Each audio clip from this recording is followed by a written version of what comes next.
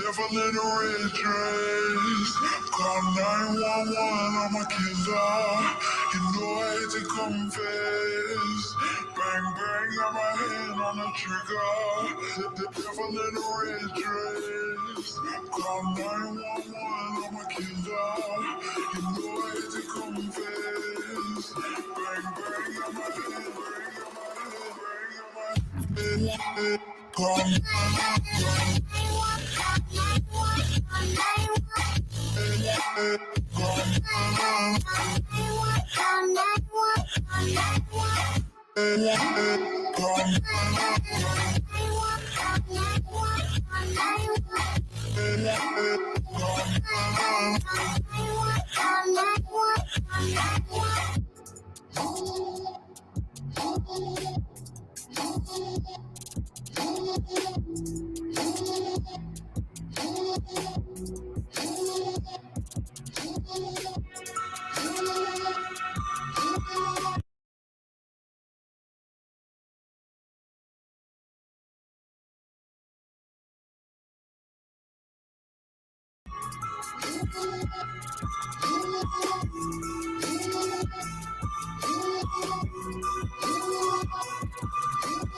Devil in a red dress.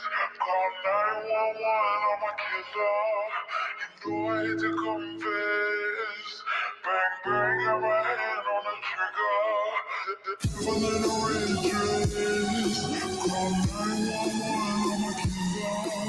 You know I hate to confess. Bang, bang, got my hand, bang, got my hand, call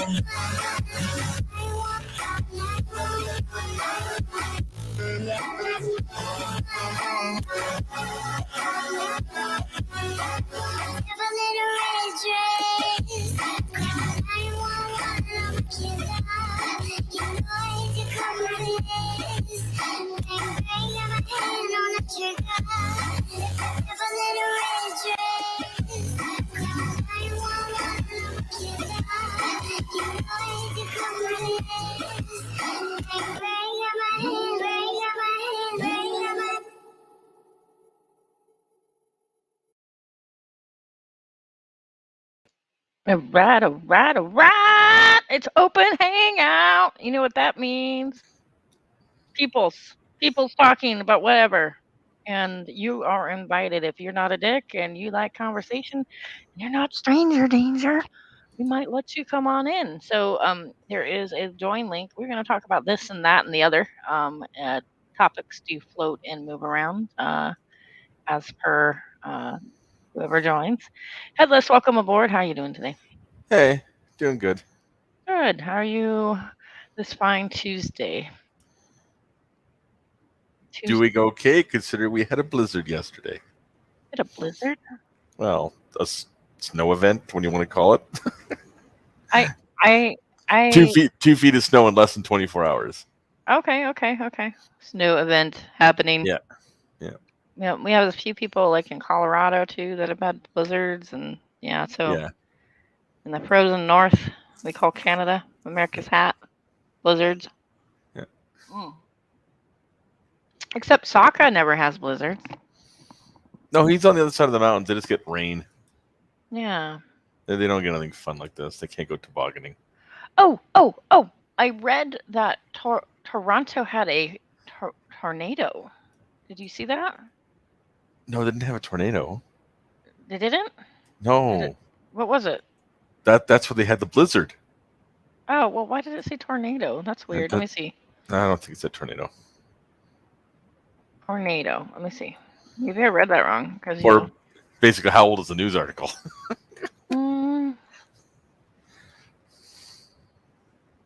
I don't know. Maybe it was like a tornado alert then. I don't know. There's something that flew by and I thought, oh my God, I have never heard that they had tornadoes. Interesting. Yeah. Oh my goodness. Well, I guess I'm going to say hi to chat real quick. Yeah. Hi, Spooky Bed Hair. He is everywhere at once. and Hans and Leanne and Anon and Amarose. Yeah. And so and that hi guy. Welcome. What, you're not going to say Han's full name? Moist. Thunder nipples. There you go. Yeah. I said it. I said his full name. It's weird. It makes me feel dirty when I say the full name.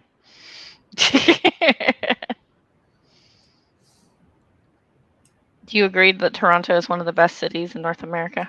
Yes, it's the center of the universe. Okay. How do you feel about Quebec? Eh. You don't have strong feelings about it, though? Like some people, they're like, Quebec! No. Okay. Do you speak French? Mm-mm. No, I don't. The only French I know is the back of the cereal box and the lottery machine when it says winner. Don't say the M word. We're not allowed to say the M word? Have we just given What's the up M word? Michigan? Michigan is not part of the United States anymore? No, We I can't say think it? they meant Manitoba. Oh, Manitoba. Nobody talks about Manitoba. Is that the one where it's just like prairies? No, that's Saskatchewan, but Manitoba's next to it, so it may as well be. Okay, so there's prairies and then what, Manitoba just wilderness? Yeah. Yeah. Manitoba's that place where we have Winnipeg, so what's your excuse for being there when their excuse is they were born there? Oh, Leanne meant Yeah. moist.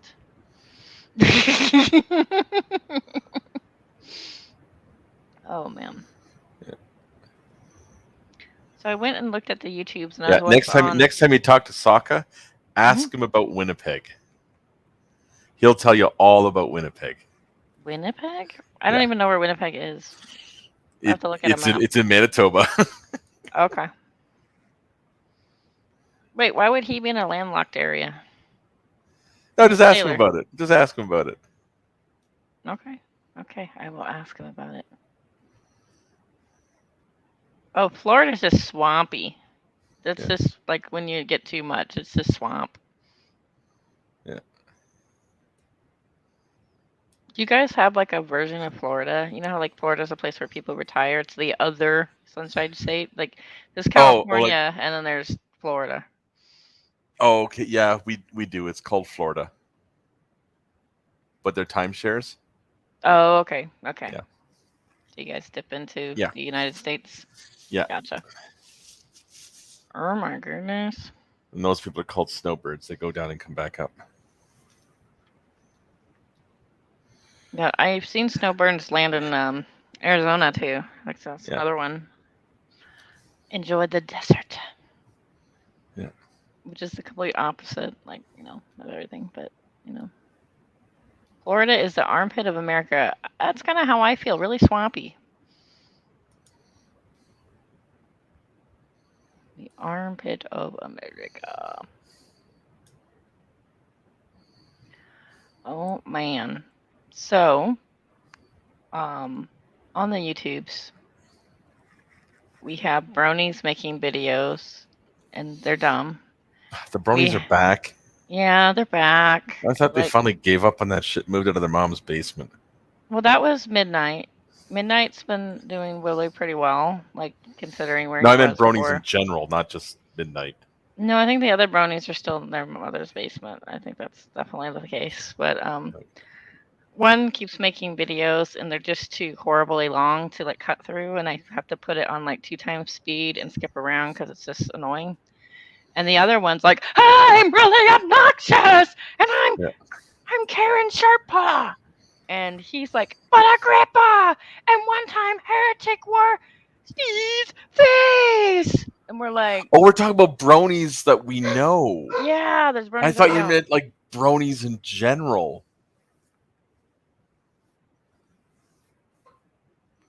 Wow. I don't really have a problem with general bronies. Like, general bronies are different. Yeah. See, that's how you know you have quality content there, when people have to turn up to 2 times speed and skip ahead to get to the important bits. Well, yeah, it's like, okay, what's the point? What's the point? And you just have to like kind of scroll through sometimes. Some people are very verbose and it takes them a long time to paint the picture.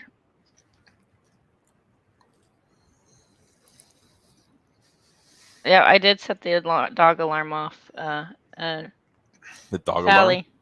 Yeah, Sally didn't like my imitation of Karen Sharppaw. The dog alarm. Oh. Yep. Sally goes, "Rrr, rrr, rrr, rrr." Yep. She's high alert all the time. High alert. I don't know I who's around right now. I was clicking around looking at the YouTubes, and there's yet another review of J-Man going on. People are playing video games, and I was like, okay, let's just do an open hangout. What's up?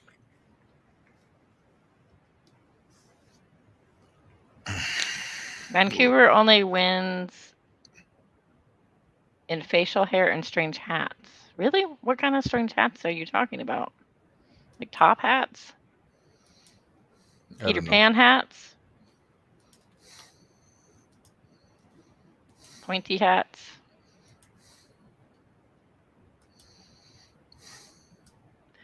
Keon streams are way too long and rambly. I agree. Keon's an agnostic, I guess. How dare I be a month behind?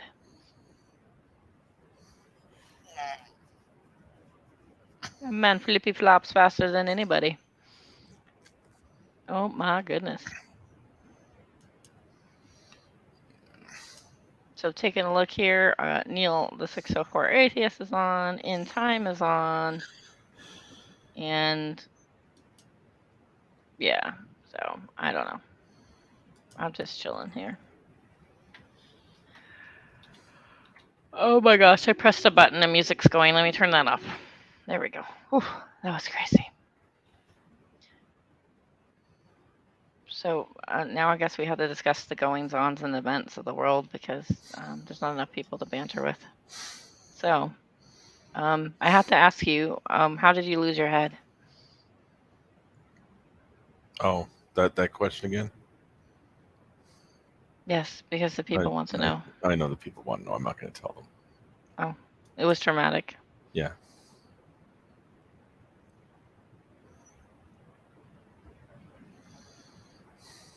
Oh my goodness. Let me see. I'm looking up tornado strikes in Toronto right now. I don't think there have been any. Ontario sees biggest winter storm in several years.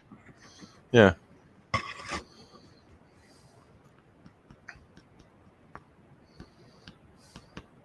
Wait, what's Barrie? What the hell's this? Depressing. Why is it depressing? It's Barrie. Is it like a rundown part of town, or? No, it's north of Toronto. It's a town north of Toronto. Oh, okay. I guess Then that got hit by a tornado in the past. If your kids play minor hockey, that's where you always have to go for tournaments because for some reason it's central to everything. Really? So they're Yeah. like, oh, another game in Barrie. But you always wind up having to drive there during a snowstorm.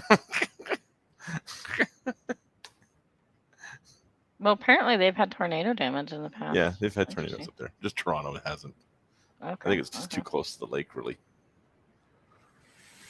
Can the lake get water spouts? Like we get water spouts here in the ocean. I don't know. I've never heard of that, really, on the Lake Ontario. Mm. Oh, yeah, there's a giant volcano, too, that happened. That was weird. So I got, like, this, like, you know, there might be a tsunami coming your way, and I'm, like, alert on my phone. I'm like, what? And I look, and I was like, oh, a volcano exploded, and now I'm, like, looking at it going, like, is it going to be, like, one of the tsunamis that just kind of knock the boats in the marina up, and if you're a boat owner, you have to be upset, or is it the kind of tsunami where you're like, flee for your life, it's wiping out buildings, what kind of tsunami is this? We don't know. They don't tell us, you know, until it happens. Yeah, until it's like full-blown panic. Everyone's buying everything in the store. It's like, right? Guys, the boats are bobbing up and down in the marina. Leave it alone. Yeah, don't buy. Just go to higher land. Don't buy anything in the store. Give your boat a little more slack on the mooring line there. You kind of know. Let me see here. Speaking of that, let me see. What was it? Togo? Togo. I don't know the volcano. I'm looking it up real quick. Tonga. I don't know what I said. Togo. Like, isn't that like a sandwich? Togos. No, I don't know. Yeah. Tonga Yeah, I'm gonna wait volcano. for this. I'm gonna wait for this winter and summer when we hear about continental rebound again. What's continental rebound? Why do I Well, feel like an idiot? okay. During the Ice Age, the area around the Great Lakes, because it was under a glacier, got depressed. Okay, so now that the glacier is gone, the continental plate now is popping back up to where it should be. And that's continental rebound. So it causes an effect like an earthquake, but it's not an earthquake because the plates aren't slipping around. It's just popping back out from a depression. Oh, okay. Yeah. So there's the volcano, and it's letting out some steam. It's a little angry, and then it escalates. And it's actually quite a small island, huh? Mm-hmm. And then here's the famous space picture. Let's see if it'll. Look at that. Yeah. That's crazy. Do you see like the shockwave around it? You see the shockwave again? Yeah, like you see like the outer Oh wave yeah, of it. yeah. It's like crazy looking. Oh my goodness. So like the water comes rushing in, and it's interesting how it works because like there's places in Northern California that actually did have quite a surge, and so you could see it kind of flowing in and just kind of, boats are getting crashed and stuff. And then over here, I'm in San Diego, so I'm on the other bottom side of the state, and it's like bloop. It's like San Diego Bay raised by 1.5 feet, and everybody's like, oh, well, that's not that big of a deal, like, because it dropped right back down, right? Like it's not too big of a deal. But in NorCal it was hit, and then if you take a look around the world, like on like the other side of the map, it was hit a little bit harder. But yeah, it's just interesting. I think tsunamis are kind of terrifying. So like when I look at the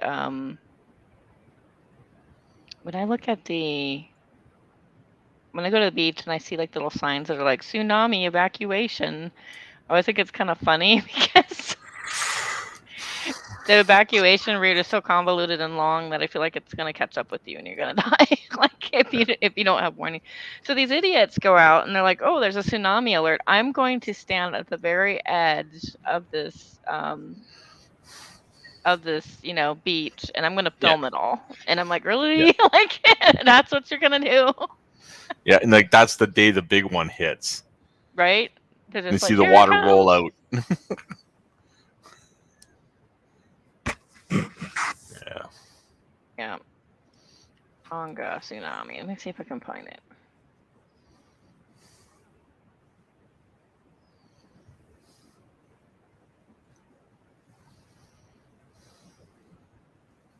I'm looking because, oh my gosh, there's so many video feeds now that holy crap, it wasn't before, and now it's like everywhere.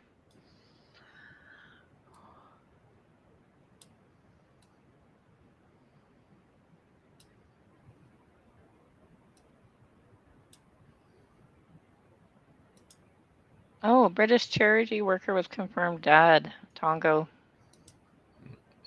Sorry, Tonga. Well, that's unfortunate.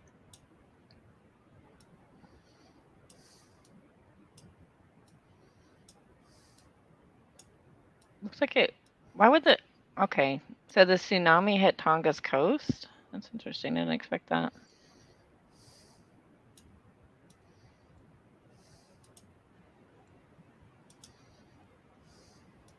Let me see.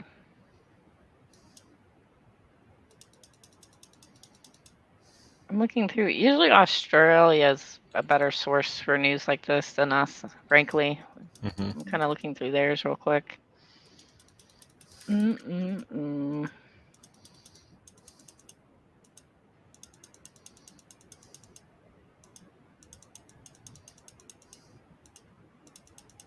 Okay, let's see. Dun dun dun.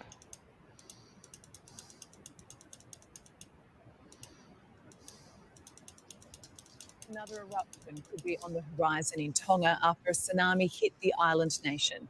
Communication has been cut with the country, so it's a waiting game to see what needs to be done to help.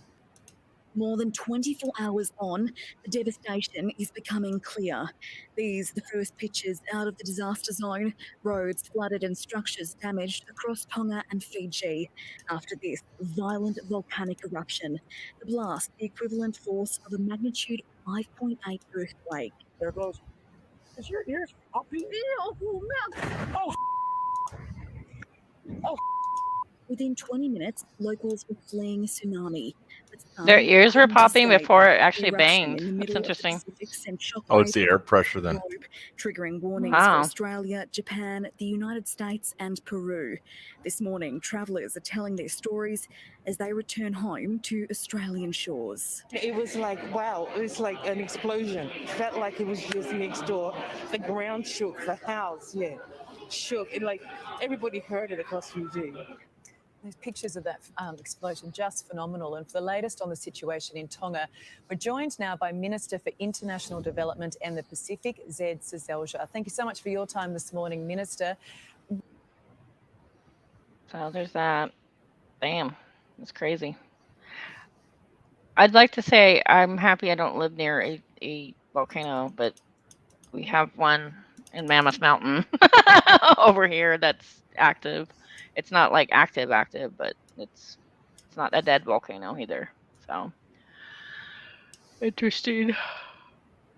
I'm always fascinated at how we are in like this ring of fire, and like this is fine, it's normal. Like we are always like moving. It's earthquakes. It's volcanoes. It is actually quite interesting, being that I'm in an earthquake-prone zone.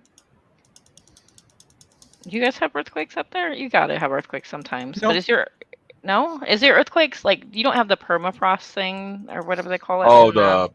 The frost quake. Yeah. No, what that is the water content in the ground is freezing, and then it expands, and then Australia and New Zealand have. you get a popping effect with things that are on the ground, like say rocks. It's not an actual earthquake; it just makes a noise. Joined forces to provide aid to Tonga following the destructive volcanic eruption. The extent of the damage remains unclear, with communication still severely limited. A trickle of images from the ground giving an indication of the damage Tonga has endured, but it's hardly a complete picture. That will come from a Royal Australian Air Force P-8 and a New Zealand P-3 Orion. Both took off today to fly over Tonga to assess the extent of the damage. From my understanding in Nuku'alofa is it's coming back into operation again. Power's being restored to large parts of Nuku'alofa. But of course, we know that's that weird. there A are Rockies such as earthquake? water and other things. A post Interesting. from the Ha'atafu Beach Resort suggests the northwest coast of the main island has been severely damaged. The resort itself wiped out, along with the nearby village. The family who owns it managed to escape unharmed.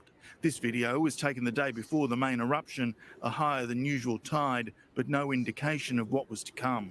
HMAS Adelaide is now set to leave Sydney for Brisbane to stock up on supplies before heading to Tonga. To ensure that we are providing all the support that Australia possibly can, working closely with our Pacific partners to ensure that we support the people of Tonga. New Zealand will also send a C-130 with critical supplies to be followed by its Navy. The Navy are able to deploy very, very quickly. The question is making sure that they have on board all that will be required to meet the immediate needs of those in Tonga. But working out what those needs are hampered by extremely limited communication, at the moment only by satellite. Tonga's communication link to the world is by an 872-kilometre long undersea fibre optic cable. What It could go wrong connects there? with Suva in Fiji, but that cable now appears to have been cut 37 kilometres Ooh. off the Tongan coast.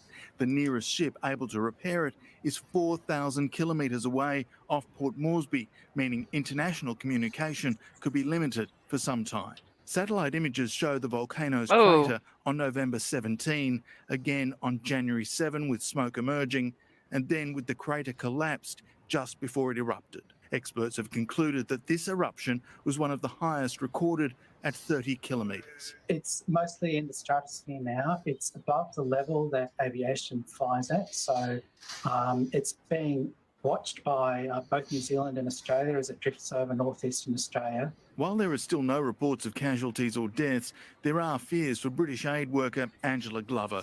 She and her husband were swept out to sea. As they went to their home to rescue their dogs, her husband managed to cling to a tree. Look, it's 48 hours. I'm not holding out much hope.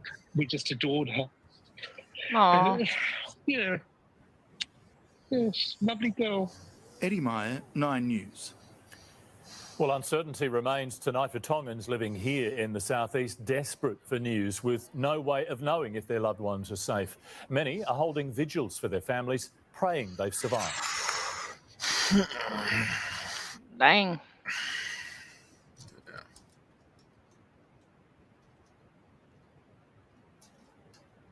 So, I mean, surely a boat or something's gotten there by now, right? I'm trying to figure out what the update is on that. I don't know.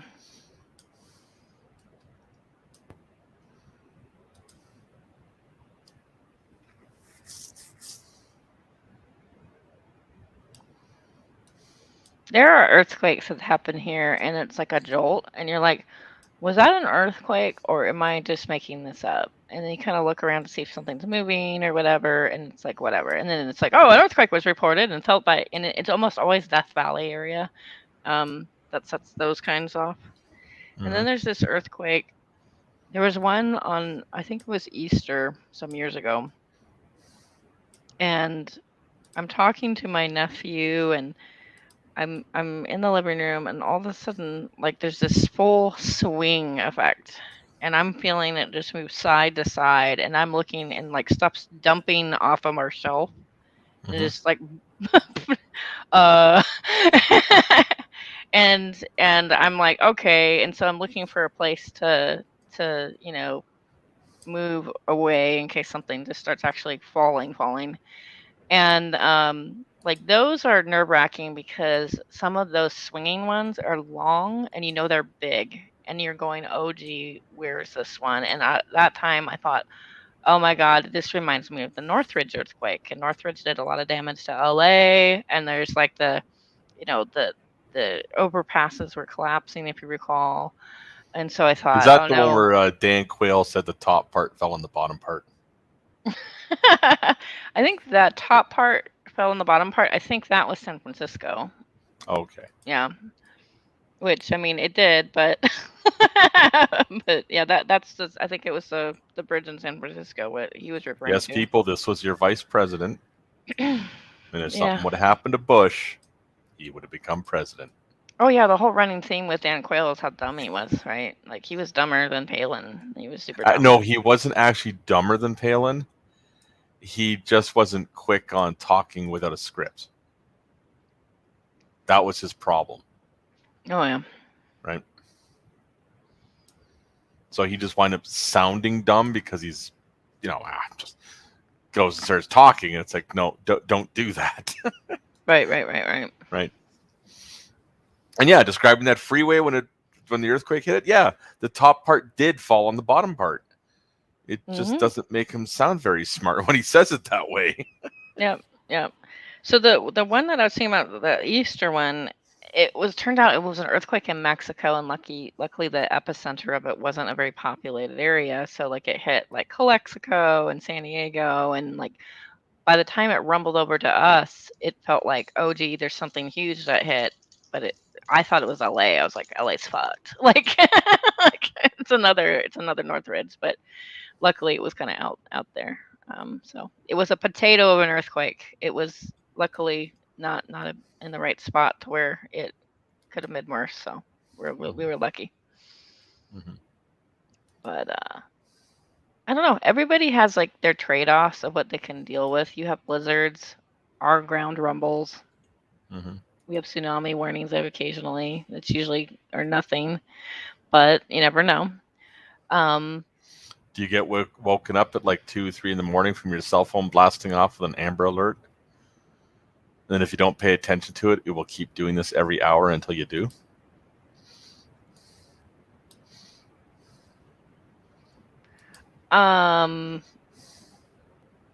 We get Amber Alerts, but usually they're kidnappings more often than Yeah. not. Yeah. Ours are always, oh, someone took a kid. They're seen on the highway. Wait, if you got the car, the license plate, know the direction on the highway they're going, why the hell are you telling us? Right. What am I gonna do? Hey, Wildheart, how you doing? Hello, not too bad. Good. What's the topic? We just talked about the Tonga blast. It was a big volcano, and then we had a tsunami warning over here, but it turned out like it wasn't a whole lot. Most of the California coast that got hit was NorCal, up further. So, but it wasn't like a deep impact kind of tsunami. It was like if your boats are in the marina and the marina floods in, they could get damaged because it's going to get knocked around, kind of that kind of thing.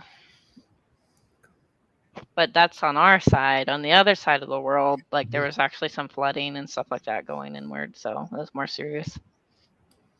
Was that in Australia? Yeah, Australia area, New Zealand, surrounding islands, stuff like that. Those midnight Amber Alerts, man, yeah. The thing is like, they're like, look for a Mercedes, black Mercedes. Which, like, I mean, aren't all Mercedes black? Like, look for a black Mercedes. Except for the white ones. Right.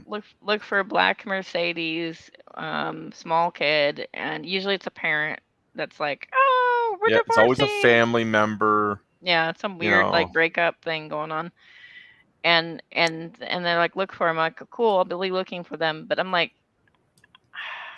I don't know how successful they are. I mean, it's good that they're doing it. I just don't know if people are like, yep, that's the Mercedes. I don't know. I guess maybe it's, but I'm not saying don't do it. I don't know how successful they are. What are Mercedes about as well? A lot. Do you guys have Amber Alerts in the UK? No. What's that for weather? Just for weather. So like, if somebody gets kidnapped, y'all are like, good luck. No, we don't get that much. It's just drizzle, slight drizzle. Well, okay. No, we don't get that extreme weather. You guys have gales, though. Yeah, we have strong winds. That's a strong wind. That's about as bad as it gets. Yeah.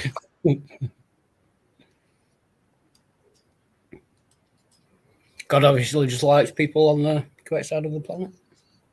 Yeah. Sorry, but yeah. Or is just forgotten about, yeah? Yeah, just don't care about us. Good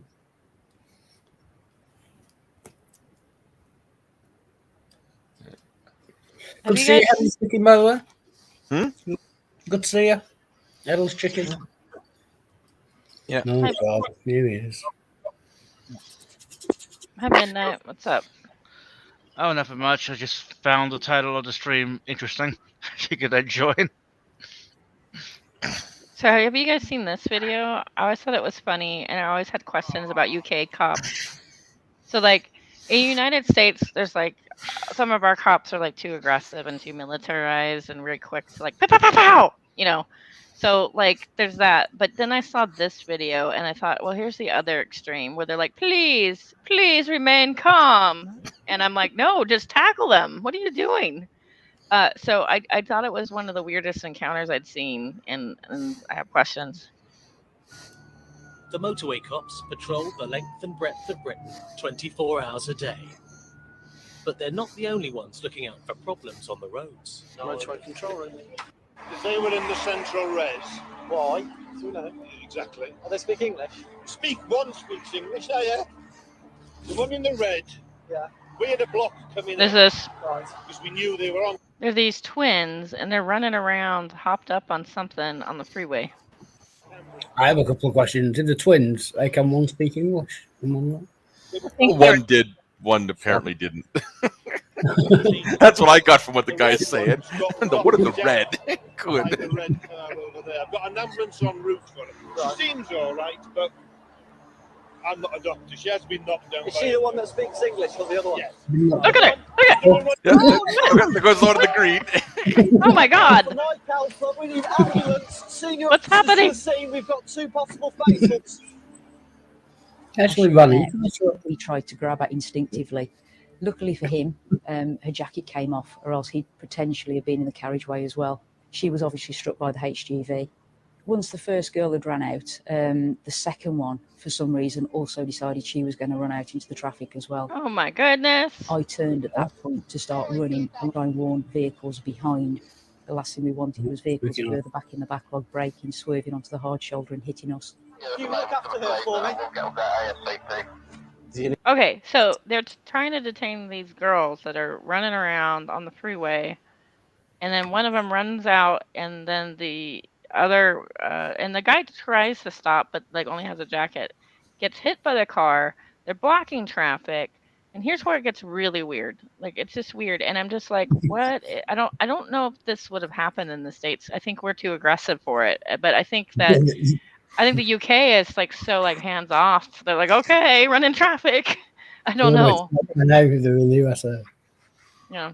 The initial shock was just phenomenal.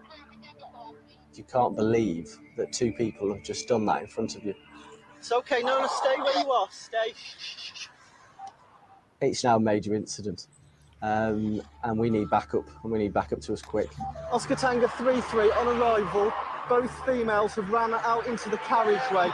First female has been hit by HGV in lane 2, serious injury. Second female has been hit by a small vehicle in lane 1. It's got 2 serious casualties. We're going to need air ambulance.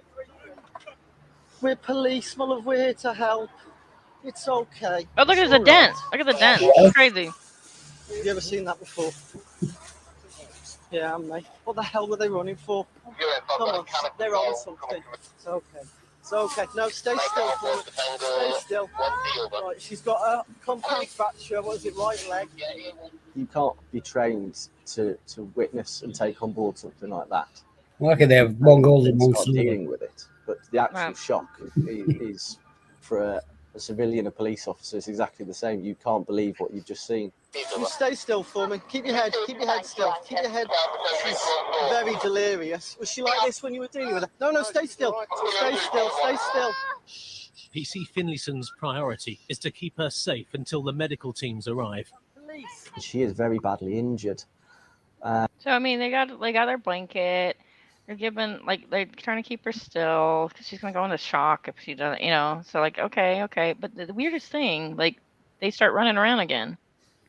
But her demeanour became very quickly extremely aggressive. Calm down.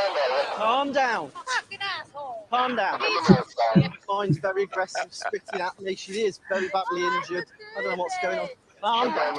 She then started to spit at me, to claw, and literally to try and fight me, which is a bizarre situation because you've got a girl here with crushed legs actively trying to fight you. No, come on, my love. Come on, you've hit your head. Calm. I think that's pretty normal in injuries, like when somebody fights you, though. I was driving on a mountain road, and I said, "What is that in the road?" And my husband's like, "I don't know." And we look, and I thought like it was a deer or something. And then we get closer, and it was a cyclist. It was a downhill cyclist, the kind of guy that shaves his legs and everything, and he's got like the kind of bike helmet that goes whoosh in the back. He fell, and it looked like when he fell, because we didn't see the incident where he fell, but it looked like he had skidded on his bike helmet like several feet. Like the bike helmet was just crunched and like just like shredded. So he's just on the ground twitching, and as he's coming to, because he obviously has a head injury because he's shaking, he starts trying to swing at me. I'm like, oh my goodness. So like that, the fighting thing is not unusual because you're all out of your mind. You don't know what's happening. That's not too unusual, but it was just a running into traffic thing. Calm down. We are the police. We are the police. Calm down. Yeah, and the doctor's en route. It's okay. Calm. Paramedics have told the cops that the woman who was run over by the lorry is in a critical condition. Whoa, whoa, whoa, whoa, whoa, whoa, whoa, whoa, whoa, whoa. But the one hit by the car is showing signs of recovery. Have they got collar or something they can stick on her? Yeah. Whoa, whoa, whoa. Did she say, do they have a collar? And then she means a neck brace, right? A neck brace? Yeah. Right, don't get going anywhere, okay? Just chill, okay? Try to relax, just lie down again. And what she can do with a muzzle as well. Initially. It looks good. I mean, you can see the damage to the vehicle, the windscreen, and the roof as well. The majority of people That's don't survive collisions. Big hit. Jeez. Have had an impact like that. I'm trying to make sure you're okay. Right. Where's Paul? Oh, shit. Where's Paul? There she goes. It was Get unbelievable her. when she started to come around and just decided that she was perfectly okay. Where's Paul? Stay. Why do you film me? Stay still. So this should not have happened. This right here. Oh. Fucking hell! No!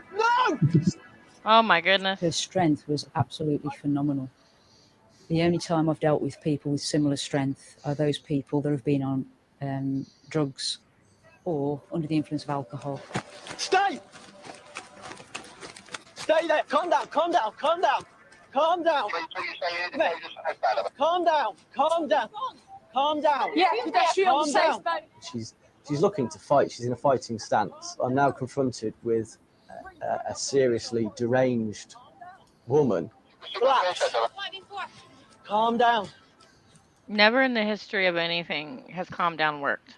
They're high on something. Calm down. We're police. Police. Look. Police. Police. Yeah? Police. I was joined by a member of the public who happened to be a retired police officer who offered his assistance, which was gratefully accepted. We thought we'd be able to restrain her with three of us, but the strength was just phenomenal. You all right? The first police patrols at the Okay, so like they finally get her, they're able to help her, and she's screaming, "Help! Help! Help!" I just always was struck by how weird of a counter this was. It was a very strange encounter. Like it was just so out of control.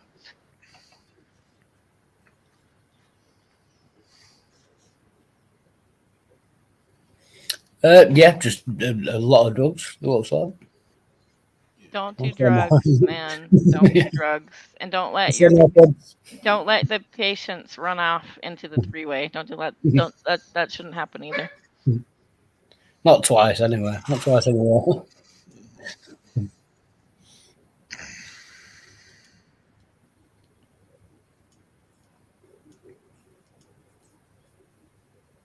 The pedestrians on the freeway. Yeah, I don't know. I mean, obviously they were on something, but yeah. Oh my goodness. Man, they should have been shot, really, or tasered at least, because they're causing danger to. Well, I think it looks like it's an emergency worker that originally is helping him, and not a cop. I don't know, Yeah. but yeah. I don't know about the tasering thing though. I don't know if that's a good idea either.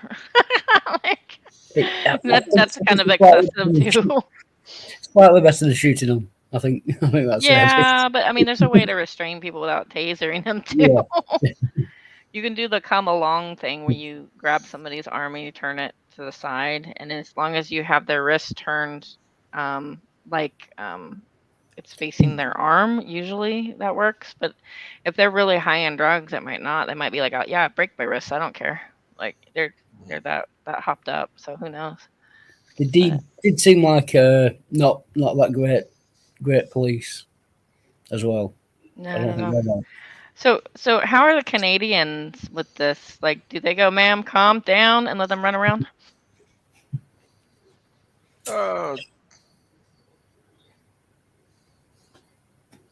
The only time I've ever seen police dealing with somebody who would be intoxicated or drunk was usually at the point when they're putting cuffs on them.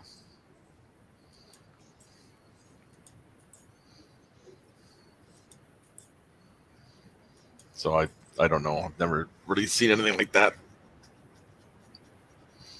That was weird. Yeah.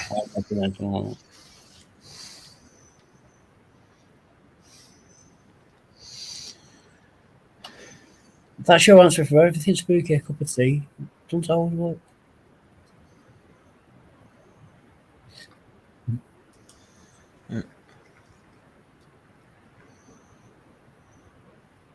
Maybe some tea with some horse tranquilizers in. Yeah.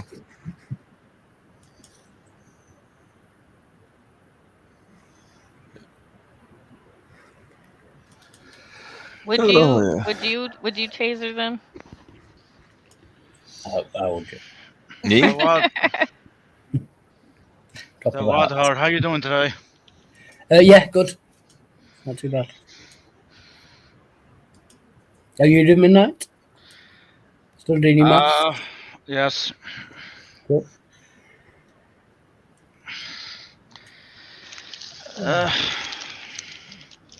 Did you ever get 100 on that test? Did you ever Yep. get 100? Yes, well done. Well done. What test did you take? I'm taking some courses on Kane Academy or Con. Con Con. Academy. Yeah, it's a good brush up on high school stuff. Yep. What are you taking? Computer programming, free algebra, and what is it? The financial, like personal finance.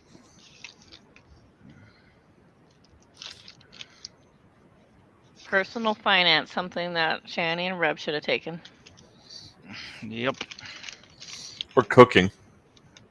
All that DoorDash they could have saved. I mean, I made goulash a few days ago. Goulash. Well, good, Midnight. You've gone from scrambling eggs to goulash. That's a huge step. Yeah. No, I'm serious. It is a huge step. You actually made food now. What? So eggs are not food? Well, come on.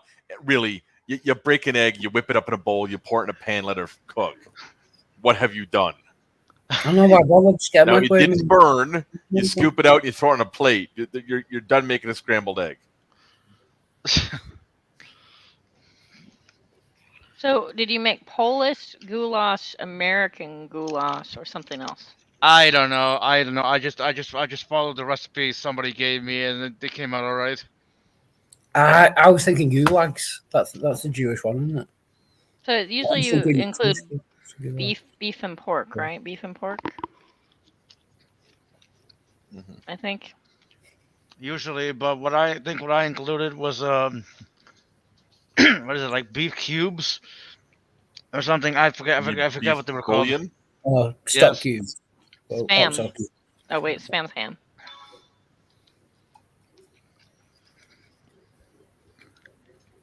But yeah, they came out all right.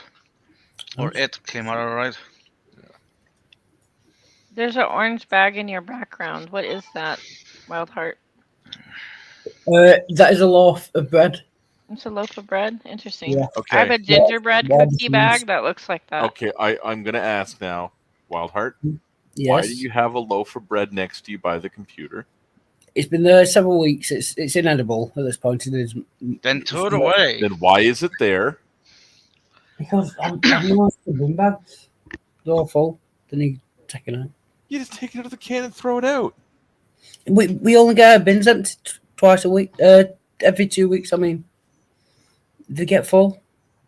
You have to wait until they get emptied. Then everyone shoves like 2 weeks worth of rubbish in, and then they all get full again straight away. Okay. Now, was it because you were just eating the bread out of the package, or do you got a toaster out there with you? I have got a toaster in the front room, yeah, but that was to light my cigarettes. This is all before I stopped drinking, by the way. I've stopped drinking. Okay, so the toaster's for lighting cigarettes, and the bread is stale because you just put it there. Yeah, because I just don't eat much bread. Okay. So I'm just trying to figure out if this is on the level of Shani washing dishes in the bathroom. Did she wash dishes in the bathroom? Yeah. She washed the dishes. Oh, okay. in the bathroom though. Okay. When they were in Colorado, they washed dishes in the ensuite bathroom. They had a hot plate. They had a microwave, and possibly a toaster. Now they're back in PA, they have an air fryer in the bedroom. They just keep bringing appliances into the bedroom. Wait, there's an air fryer in there? Yeah, they got it. Yeah, somehow they got an air fryer. Oh So my at least they're goodness. trying to eat healthy, you know. My God. Yeah. But yeah, they keep just bringing like cooking implements into the bedroom. You remember when like you were a kid and like don't eat crackers? I think Sesame Street even said that. Don't eat crackers or cookies in bed. You'll get really itchy. Yeah. You'll bring in the ants. And they're like, no, watch this. I'm gonna make pancakes. Shady's like, hold my beer, I'm making pancakes. Is that literally so they don't have to get out of bed? Yeah. They've been making food Well, in the bed. They had a hot plate in the bed. Yeah, when they were in Colorado, because they were streaming all the time. Yeah. And the bedroom was technically like the third floor of the unit. Yeah. And the kitchen's on the first floor. So they'd have to walk all the way down, Yeah, all the way back up. Wow. And of course the place is a pigsty. So you don't want to take a camera around in there. Except for the one or two choice corners they could use. So they basically brought everything upstairs into the bedroom and then lived in one room of the whole house. So they made a house a one bedroom. Yeah. So get this in. Rev spent over $3,000 a month, assuming he was paying the rent at the time, for a house to live in one room as a one-room apartment. To be fair, he was employing G-Man to fix up the other one. No, yeah, true. No, he sold G-Man that house for $1. If Rev ever gets away from Shani and gets his life together, I want him to do a TED Talk. I like Rev pre-Shani. Can you just imagine the TED Talk as he goes through all the details of what happened and how he got away from her?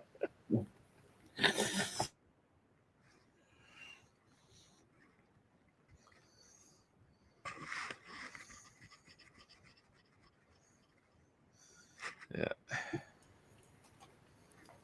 It's just crazy. If you ever think your life's in ruins, or just watch Shani Rev for. Oh yeah. Yeah. If you ever think you're having a shitty day, your life sucks. Yeah, There's yes. plenty of people you can go watch on the internet and realize, nope, you're doing far better. Yeah, I'm actually doing well. Akayawachi. Dolo akataba. What the hell was that? Akayawachi. Dolo akataba. Oh, it's The Shani the Hut. It's Shani the Hut, yeah. It's on Double X's channel here. Yeah. She actually got that nickname back when she was still married to Chris, her ex. Really? Yeah. That's when she was sitting on the futon and she used to have the shawl or whatever over her head, trying to be a good Christian woman, covering her hair. Right? And then he was always kind of sitting just off camera beside her. Mm-hmm. So she was like Shani the Hut, and that was Salacious Crumb. Yeah, that is Yeah. totally. Yeah. He is Salacious Crumb. And she yelled at him apparently for buying some Star Wars figures or something that he liked. Covering her but smoking pot all day. Yeah, yeah, good Christian woman. Yeah.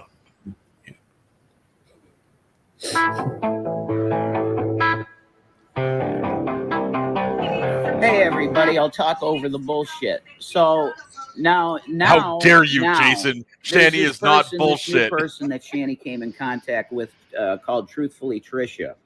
So now all of a sudden I'm going to become this horrible husband that never cleans up after himself and all this shit. No.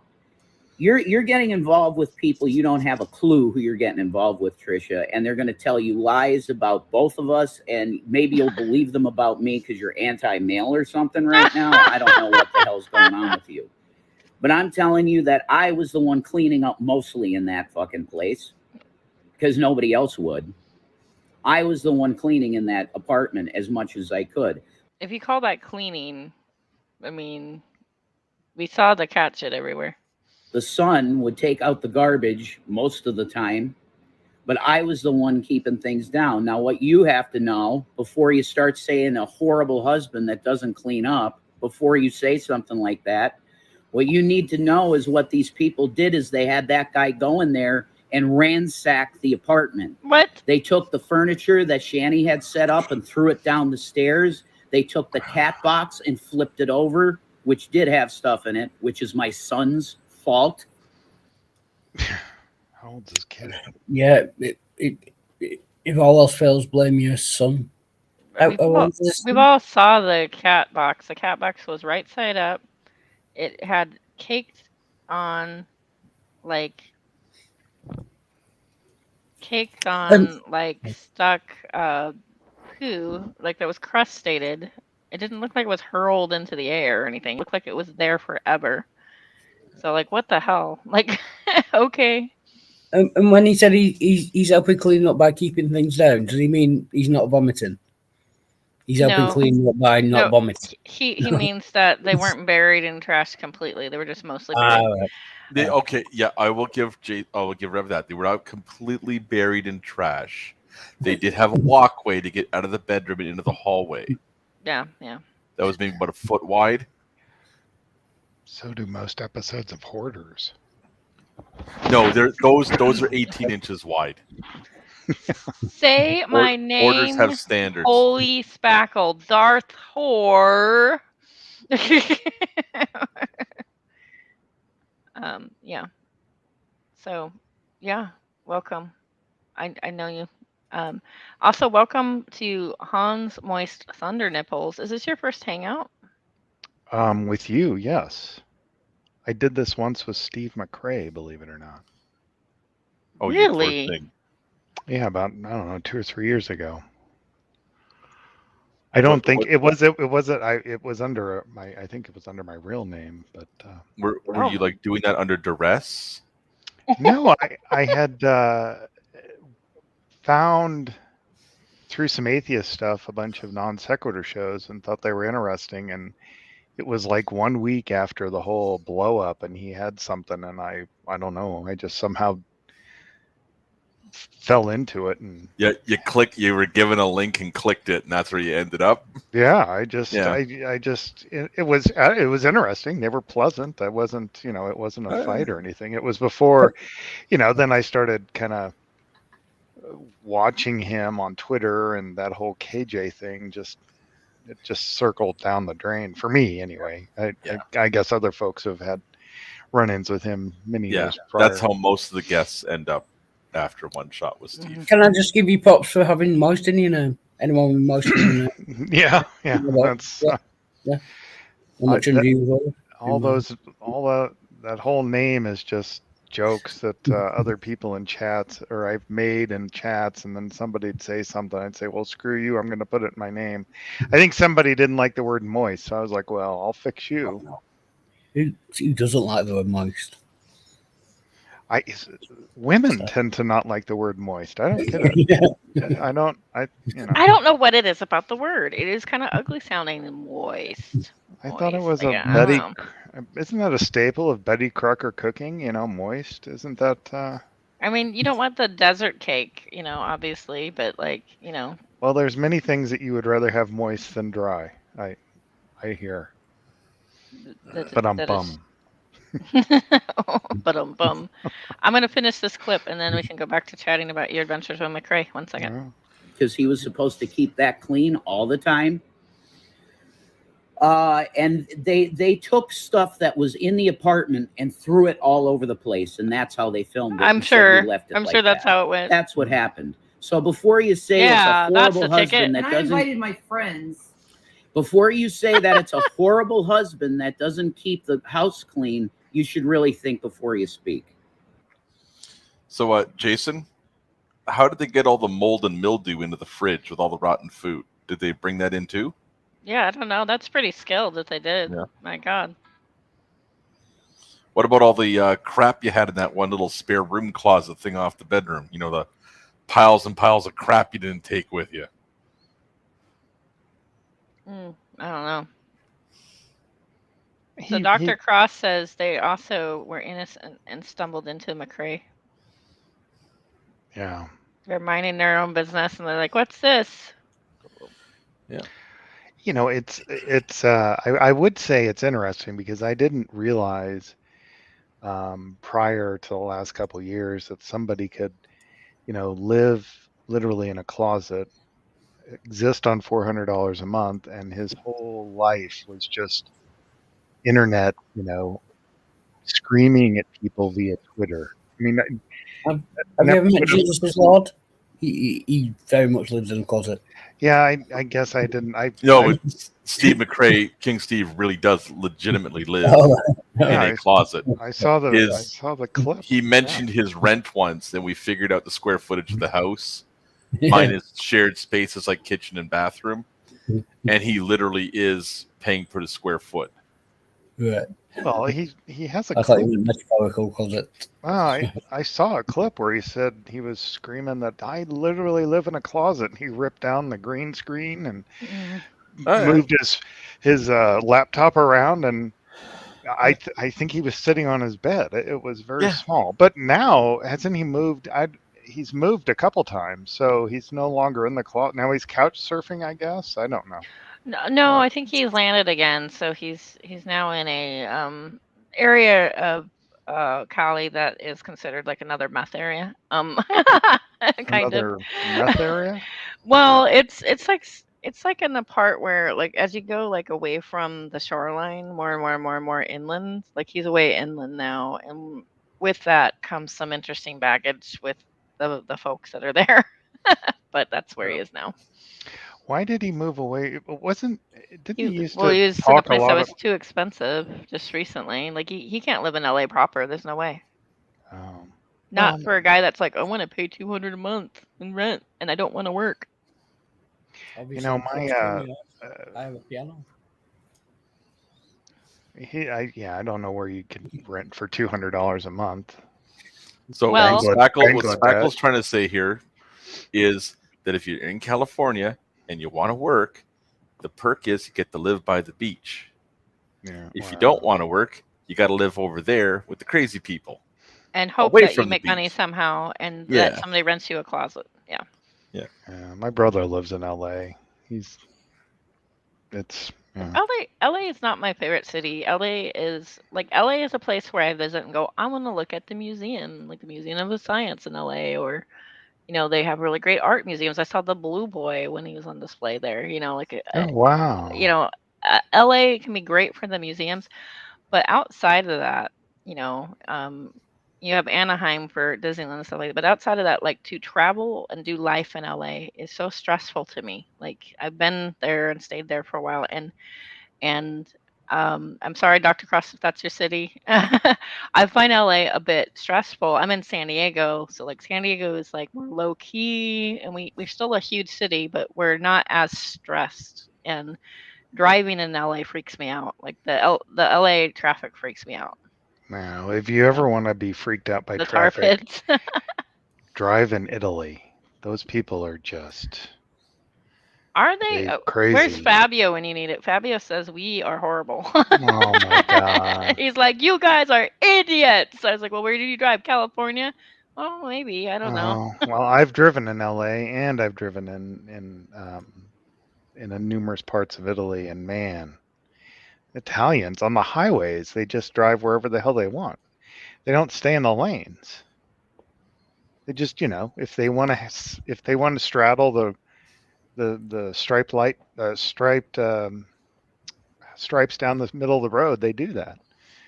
It was I found that the most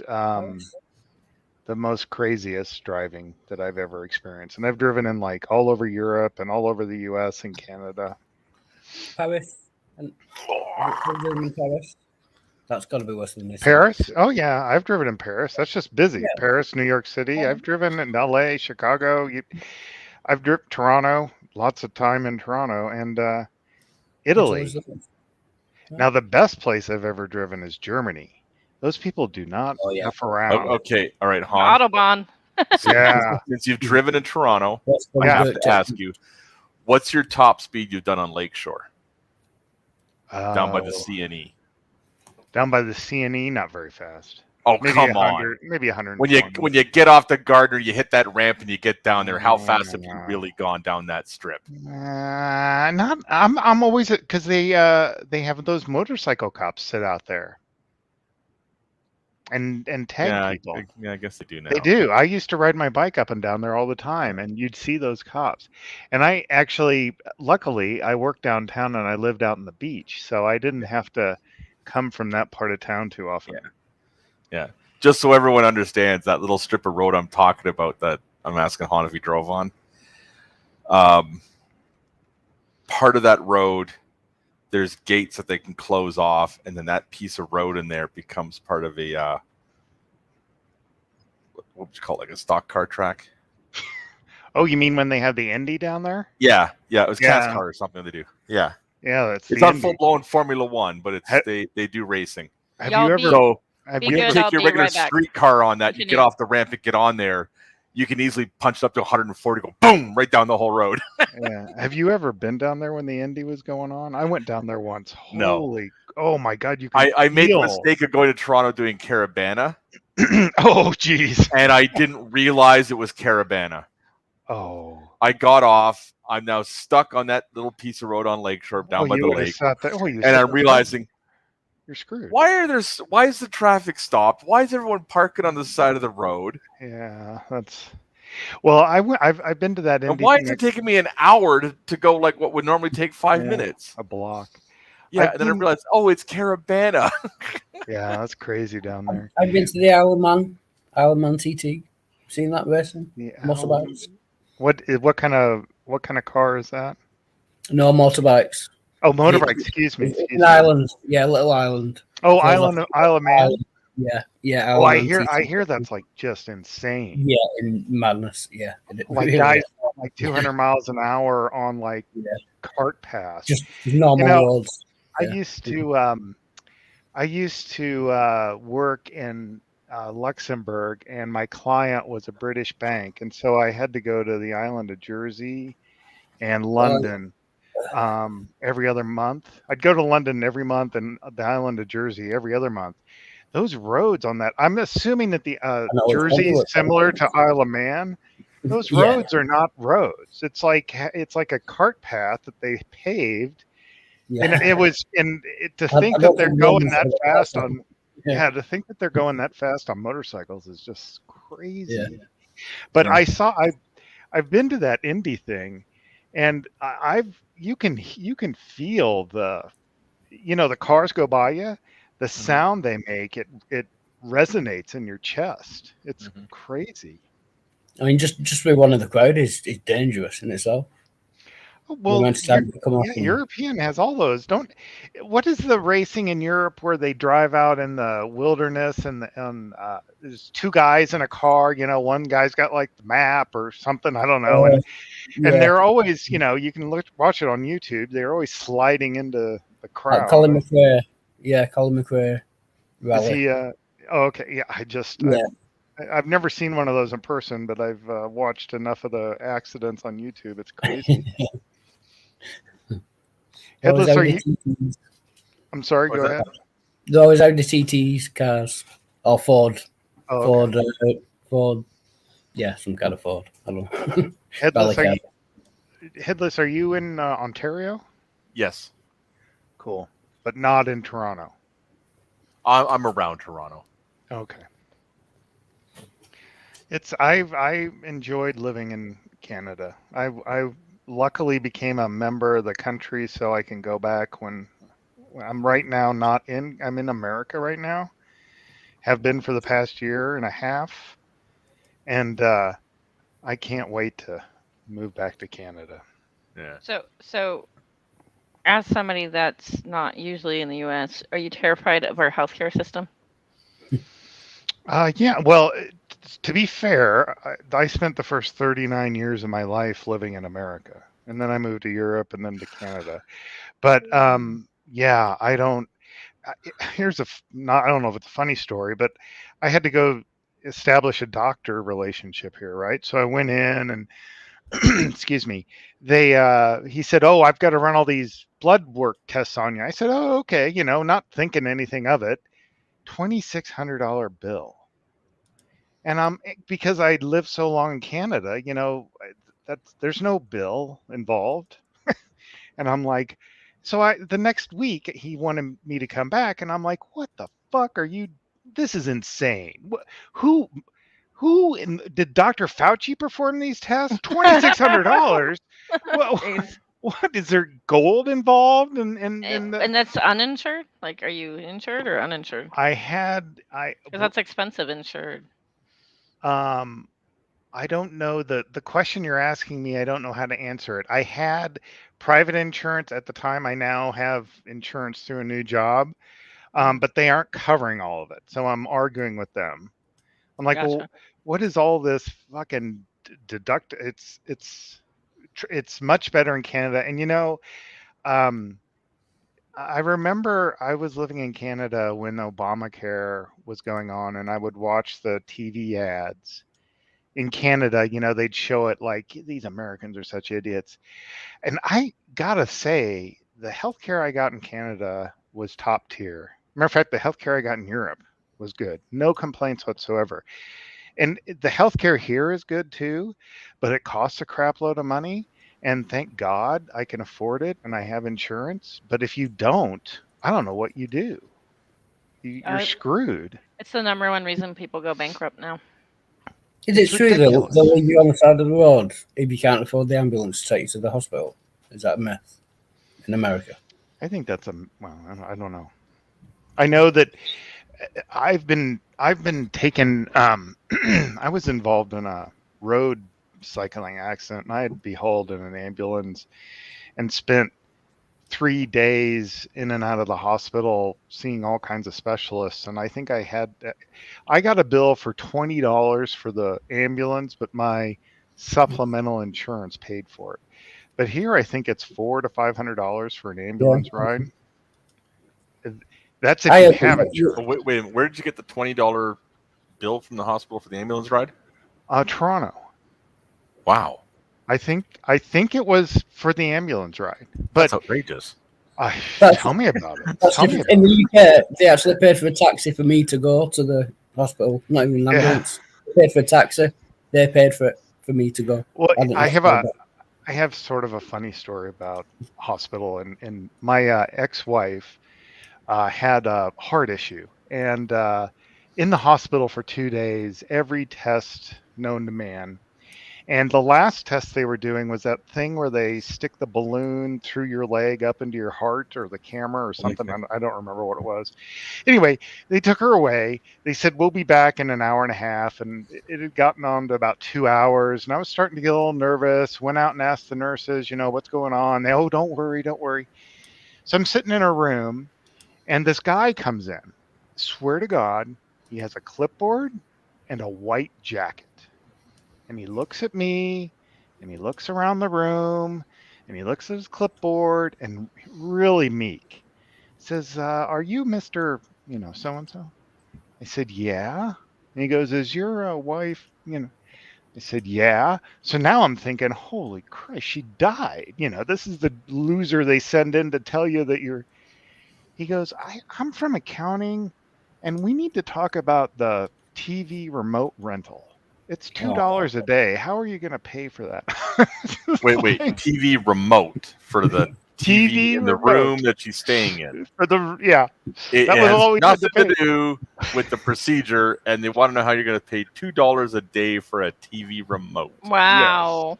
And he had on a white coat. Wow. And I'm just like, well, here's my credit card. He writes something down. He goes, thank you.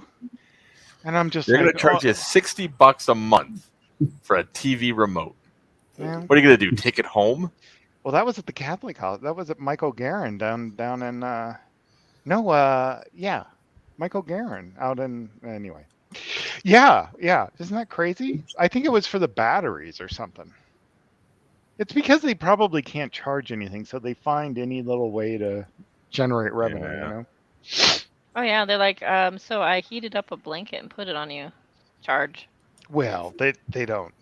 Hey, warm blankets are not cheap. Yeah.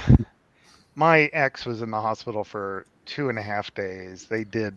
My aunt is or was, she's retired, 20 years cardiac care nurse. And so I was calling her saying, oh, they're doing this. And she was shocked at how fast they were doing everything. And she thought because of that the condition that she was in was like dire. But it turns out that they just don't have to wait for approvals from insurance companies. So they just had the list of things to do until they could find out what was wrong with her, and they just did it. Yeah. Anybody I've talked to here, I'm like, you people are idiots. You people being Americans, that half of you think that the way that the medical system here works is a great thing, because it's not. That's the thing, is like most of them don't. They just think that they're the ones that are going to be special that don't need it. Everybody does. A full country with a third world healthcare system. It's nuts. It's just complete crazy. Madness. And Anyway. there's this attitude of like, I don't want to pay for somebody else's health care. And I'm like, dude, like, really? Like, Everybody benefits from that. Yeah. At the end of the day, everybody, very few of us live perfectly healthy lives and then just at the last minute die. That's everybody's going to need it at some point. That doesn't happen. Yeah, I'm hoping to be the first one, but Anyway, so yeah, that was. So let me know here, Han. When you got that bill from the hospital for the ambulance ride for $20, Mm-hmm. were you outraged? I was like, what the fuck? $20? Yeah, I know. I mean, that's kind of like, oh, come on. And I don't know. I can't remember what I'm pretty sure it was for the ambulance or for some. You always get it for the ambulance. Wait, how much was it? $20. In Yeah, Canada? he got one for 20. I got one for 50. Okay, that's And then, so of course, mild. It'd be 4,000 here at least. Spackle. The thing is, you get the ambulance ride, you go to the hospital, you're all taken care of, you come home. 2 weeks later, there's this letter in the mail. It's a bill for $50 for an ambulance ride. Mm-hmm. You're like, what the fuck is this shit? And my insurance paid for it. I mean, because you get insurance. Even if you just pay for it, it's like it's $50 for an ambulance ride. I know. There's a lot of people that refuse ambulances because they're so expensive. So guaranteed it's 3,000 plus you need the care. So a lot of people that are actually pretty injured still opt to not do an ambulance. For instance, so I was kicking it by the beach, and San Diego beach, enjoying. Mm-hmm. And we were on the shore in the beach, and like all of a sudden, like we see these kids playing, and by kids I mean like probably like 16ish, and they're playing on the rocks. And one of the things that you have to be careful when you're in the tide pool area on the rocks is there's this black sort of algae thing. I don't know what it is exactly. If you're a marine biologist, let me know. And there's the green ones, and both of them are really slippery, but the black one's insidious. Like you sometimes don't realize it. You're looking somewhere else, you think it's part of the rock, you grab, and then you just pow. So this girl just Supermans, and I've been there. I Superman before, and got a head injury and like a big jaw injury. But like, wouldn't you have been more of a Wonder Woman? Yeah, I am kind of a more Wonder Woman with my lasso of truth. No, I'm just kidding. So she goes flying and go pow, and I'm like, oh no, this is gonna be bad. So like I already start walking over because like I know first aid. I've been like a youth leader before, so like I know just basic shit, like So I start walking over knowing she's injured. The friends are still laughing, not realizing she's injured. She pops up and like, sure enough, like her face is just blood and she's missing teeth. And so like I help her off the rock and sit her down, and she's sort of in that shock state where she doesn't realize it.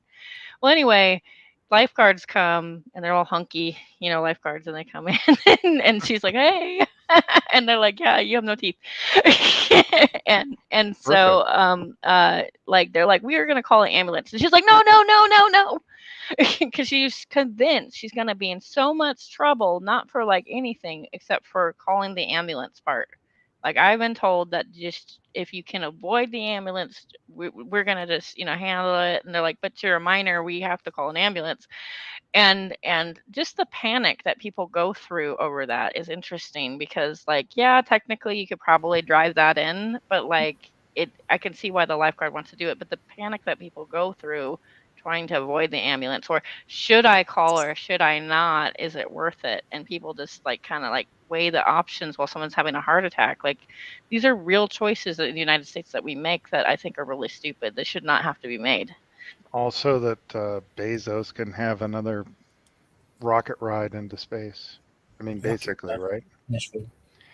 So that the super rich can continue to be super rich. I like the last ambulance that I got. They came to the flat, and I was out in the cafe, and they phoned me up. I said, "No, I'm in the middle of town. I'm in the cafe. I can't get back." And they actually drove to the middle of town to the cafe where I was, and saw me there. It cost nothing. It was brilliant. Damn, it's like it's basically a taxi. Yeah. Just kidding. Yeah. I'm kidding. I'm kidding. Yeah, they came to me. I was out having breakfast. Mind you, it took 6 hours for them to actually turn up. So you got a $20 bill for an ambulance and a $50 bill. That's stunning. That is a big difference. But I heard that you guys get charged for, in Canada at least, I don't know how it is in the UK, but I heard in Canada you pay for your drugs like out of pocket. Is that true? Well, I had insurance. Oh, we have Like- insurance. You have insurance? Yeah. You don't pay for the drugs out of pocket? Well, you have, so companies in Canada, or you can buy it yourself, have provide you supplemental insurance, just like your job in America does. And that supplemental insurance is like for vision, dental, the $20 ambulance ride, drugs, which are cheaper in Canada than they are in America, even if we did have to pay the full freight. Yeah. Massages, physical therapy, all that stuff. Massages? Yeah. The physiotherapy kind.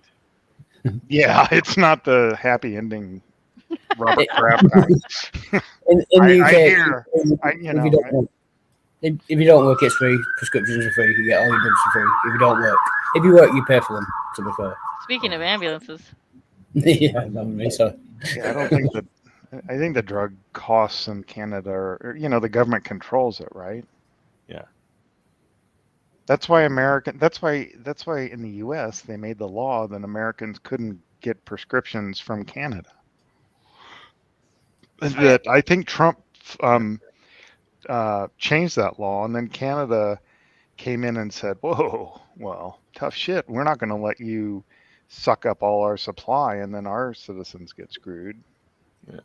Yeah, there's a huge portion of Californians that live on the border that go across to get drugs filled. Mexico. Because it's $7 across the border or like $200 over here. Like it's that drastic of an inflation, Well, isn't like insulin like some sort of insane, like $1,000 a month, or I mean, I've read stories, I don't know if they're urban legend, but people die because they can't afford their insulin because they don't have insurance, or they lose their job because it's so expensive. There are some things that I think should be government should support, like for sure, and insulin's one of them. It's such a widespread problem, and there's so many people suffering and dying needlessly, having complications needlessly. But when I worked in church, we dealt with a lot of folks that were really poor, and constantly, the need is so high and great that like there's folks that either they don't know how to manage their money and they're poor, or they're just like stuck in a family cycle where they're just getting by. And there's this one woman that was trying to share her insulin with her daughter. So the woman and daughter were both type 1 diabetic, which is kind of unusual. Usually it skips a generation.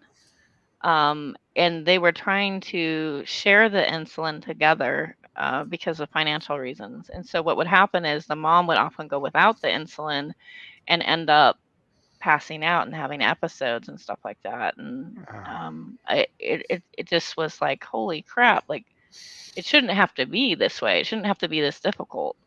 So it's just such a mess.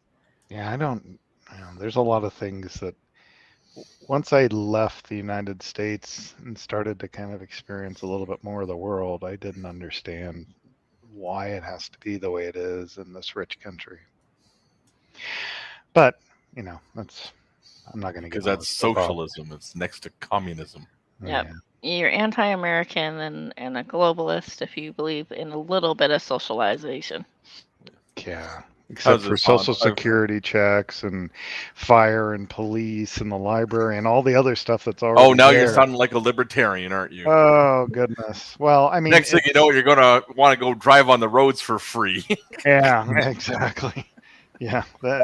Socialism is only when somebody else gets a benefit, you know? Yeah. I put a link in the private chat. It's, the Lavender lady, she's called. She needs dialysis. She needs a kidney transplant, I think. If you could just link out. You know about her. Yeah, Lavender Lady. We've been doing fundraisers for Lavender Lady. Cool. Yeah, she's got like a coffee donation link, and also Savage Minnow's been helping and kind of heading that up, along with Be Just Be or Be No Just Be. Yeah. And they both have been heading that up, trying to help Lavender. Great lady. Again, somebody that's suffering under a system that chooses money over people. You know, that's kind of what we're kind of dealing with. So, Dr. Cross, sometime I'd like to have you have a conversation sometime. I think it'd be very interesting to talk about some of the stuff that, like, if you're willing to, like cannabis use and medicine and stuff like that. I think it's interesting. But I only know so much. I partake occasionally. Not too much, but occasionally I do. And I think there's definitely arguments to be made for that. It'd be nice to have more people have conversations about that sort of thing. I want to see some changes like that, you know, but it seems like it's slow and few and far between. So, people keep asking if you're the doctor. I don't know what that means, Hans, but I think they're trying to out you out. Am I the what? The doctor is what they keep saying. I don't know what that means. I don't know. I don't know what you're talking about. I'm not a doctor. I wish I was that educated.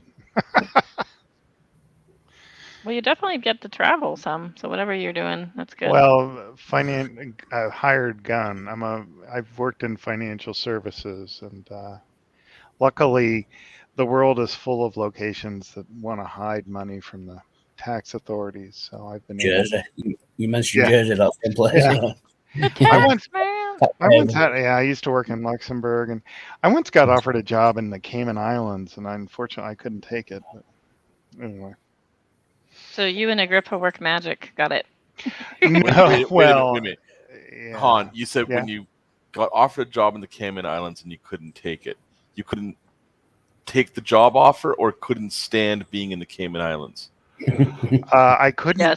That's interesting. I couldn't take the job, but I had a lot of friends, or not a lot. I had a few friends who had worked there who said working on an island is brutal because it's all fun and games the first 6 months, but then you kind of get tired of that, and then it sucks because you can't ever get off the island.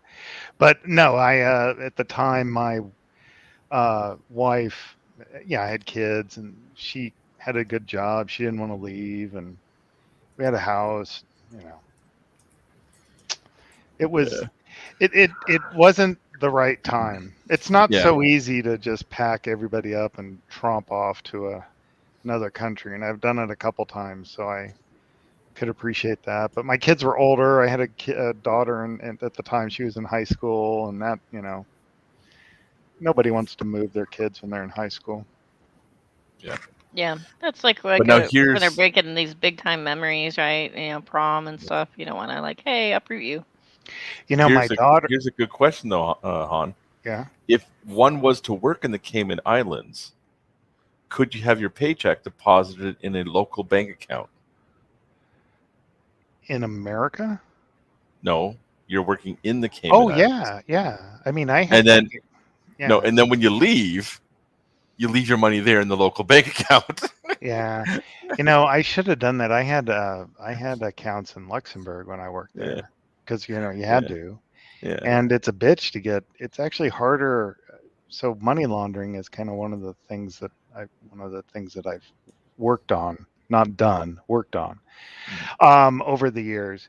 And it was harder to get a bank account in Luxembourg than it is to get it in, say, the United States. It's pretty easy to get one in the States. But anyway, I closed my accounts in Luxembourg, and I should have kept it open but I don't have Bill Gates money to need to hide money in a banking secrecy location. And the US is a bunch of cocksuckers. They put the screws to every country on the planet to try to get information. We're getting invaded by Canada. Yeah, you wish. Stock account, Hans, and Headless. Oh, the Canadians are taking over. No, well, I'm both Canadian and American, if it makes you feel any better. No, now we need hog tie in here. Yeah, hog tie. Hey, Sokka, what's up? No. Actually, good news. Now that Sokka's here, Sokka, can you tell us about Manitoba? Sorry, about what? About Manitoba? Yeah, tell us about Manitoba. What the fuck would I want to talk about that place? How about Winnipeg? You want to talk about Winnipeg? Winnipeg? No, not especially, man. No, that's a... Actually, hold on a second. Let me see if I can find something here. Sokka's in basically Canada's version of California. Where does he live? Vancouver? Yeah. Victoria. Oh shit! I just doxed myself in the air again. Oh dang it! Oh my god! Way to go, Sokka! Oh my god! Now Drag's gonna come find you. Drag's already got the fucking bus ticket to my island. Oh my god! He's a now he knows you're on an island and narrowed it down. I can keep ruining this. Don't worry, he can't afford the COVID test across the border. I think everyone should feel sorry for Canadians. They live next to America in the cold amongst the French. Yeah, but we put all our French. No, I'm not even gonna go touch that one. Yeah, I like they added amongst the French. We kept all the French on one side over there. Just in it's one not little. The French. It's the francophones. It's different. Yeah, The it's the francophones. Yeah. It's just this one little group. The French live in Europe. The francophones live in Quebec. All I know is when Shannon Q starts speaking like a newfie, it's adorable, and I try to understand, and I can kind of understand a little bit because it sounds like an Irish accent, like the little hippity hop, but it is so thick. It's really funny. Oh, she's from Newfoundland? You know, they just got electricity last year. and oh my plumbing. god. Indoor plumbing's next. Sorry.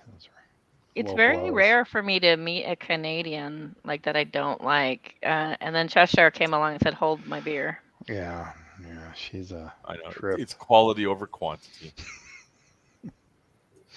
And she's tiny, so there's. She's a tiny Canadian. She sure doesn't count. She certainly has a chip on her shoulder. What she lacks in mass, she more than makes up for in vileness. You know, people have met her actually by accident, and she is interesting. I think I heard somebody in this chat met her. Yes.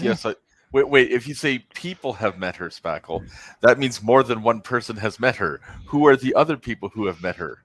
The other person that has met her, I don't think wants to be named. Okay, but there is more than one person. Yeah, and it's by like accident too. Like it's weird. Oh wow. Where she lives in like Burlington, or not Burlington, up by the airport, doesn't she? In Toronto? Don't know. Don't care. Or Mississauga? I don't want to care because she thinks that Menace is coming for her, so I don't want to be part of that. Right. Yeah. Menace lives over by Niagara Falls. Why would he want to venture into the? He lives in a nice part of Canada. I agree. Lisa Marie and Shannon talking to each other was like, oh my god, it was the most hilarious thing ever. Yeah. Anyway, I don't know why I keep waiting for her, and by her I mean Cheshire or V or whatever the fuck her name is now, to wake up and realize she's tied her boat to a flailing, sinking ship of McRae. But it doesn't seem like she is. She continues to hope that that's going to turn into something. Is McRae sinking or is she sinking? Or both? Well, to say that McRae's sinking kind of implies that he was floating at one point. I mean, he's like a submarine. He's just barely. Well, that guy did go to nuke school. Okay, you got to give him that. Well played. Yes, he did, didn't he? He's barely. Not got his every head day above you meet someone who went to nuke school. Well, I guess. This TikTok is like giving me seizures. What's happening? Okay, I think it's fixed now. All right. Okay, we got a TikTok playing. Yeah, my wife sent this to me, so I thought it was great. Why is it flashing? Yeah, I don't know why it's flickering so much. I can't hear the sound. Did you click the thing where it says share sound? Oh, let me try this one more time. I'm fucking terrible at this. Don't show these tips again. Okay. Window. Okay, there it is. Entire screen. Oh, share system audio. There it is. Okay. All right, we're gonna try this one more time to see if this works. I thought you wanted this back for the back door. All right, let's see here. No sound. For fuck's sakes. God damn it. Is the sound down or muted on the page itself? No, it's not. I mean, one more try. One more try at this. And if not, then I'm going to give it up. Just 5 more minutes, Mark. 5 more minutes. 5 more minutes. Just give me 5 more minutes. All right. I think this is it. I Okay. just don't understand. Why don't give me 5 minutes? All right. See if this works. Hey, Ontario. Can you hear it now? Yep. Yeah. There we go. Hey, Ontario. How's that new lockdown treating you, bud? You know, I'm still allowed to go to the gym, movie theaters, restaurants, all that fancy stuff. How's it feel knowing that Nova Scotia is finally one of the cool provinces, bud? Okay, bud, if I was your mom and got you instead of my period, I'd have been so fucking pissed. Jesus. Wasn't that bad as when that boat blew up in your pool. You know, I'm not sure enough people paid attention in history class for us to use that joke. Wait. You mean people don't know about the Halifax explosion? You mean the Halifax explosion of 1917 when a French cargo ship laden with high explosives collided with a Norwegian passenger vessel in the Halifax harbor, resulting in the death of more than 1,700 people? That Halifax explosion? Yeah, that's one of the most tragic moments in Canadian history. Yeah, still not as tragic as living in fucking Winnipeg, bud. I will literally... Don't you think you stabbed enough people this week? Nah, bud. If I stab 3 more people this week, I get a free pizza at Domino's. Domino's is shit. You know what else is shit? Living in fucking Winnipeg. All right, there it is. That's it's the most accurate video of Winnipeg I've ever found. I've heard about that Halifax accident. That's unfortunate, but yeah. So Winnipeg is like the worst, then I guess, right? Yeah. No, they didn't even mention Regina. I think all Canada's nice. They just like all parts of the world. They like to rib each other. You know. Yeah. Give each other a hard time. Especially those fuckers from Regina. Mm. Is They really like the ribbing, yeah. Is that anything to do with the royal family, Regina? What? No, what? I No? didn't get All that I last heard part. was something vagina. Yeah. No, Regina. She's called Queen Victoria. Regina. I only heard that. I got vagina. Yeah. That's what the Queen has after her name. Let's talk about Queen. vagina. Yeah, you really got to pronunciate that. Really enunciate that bar. Regina. Just say yeah. Regina. One more time. Regina. No, still hearing it. No, I'm getting it. What is folks in the UK like? They hate ours. Wild heart. Come on, say it. You're gonna get me flagged by just saying re. Die. It's Regina. Regina. I know I'm helping you enunciate it though. All right. Okay. Jai. Guy. Nah. No. Okay, no, Can put I it all say together. one of the most depressing moments of my life. No, put it all together. I speak English by a Canadian when I'm English. Put it all together. Come on, put it all together and say it again. Regina. There you go. Yeah, we got it Yes. right there. Being taught English from a Canadian's not too bad. Being taught English from a Californian, then Yeah, you'd be that's upset. Yeah. that will do it. Yeah. Now, how do you spell aluminum? Aluminium. Aluminium. Yeah, I've actually, Aluminum. I've actually broke that habit. I don't say aluminum anymore. I used to do the whole, it's like, oh, where's the aluminum foil thing? Or, toss out the aluminum cans. Now, I actually do the aluminium now. I don't know how. Like, I just said, my brain clicked one day.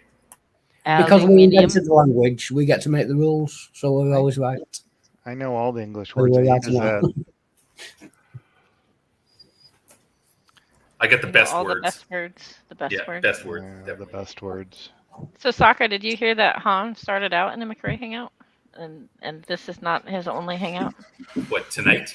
Yeah, this is Han's first hangout with me I've never heard you talk that I can recall. But apparently he went into telling the story. You were minding your own business, and you stumbled into a McRae hole. Yeah, this was right after the non sequitur blew up, and I watched non sequitur and liked it, and somehow on YouTube connected with him, and I don't know, somehow he said, hey, if you want to be on, he was begging people to come on. It was late at night. I said, oh, okay.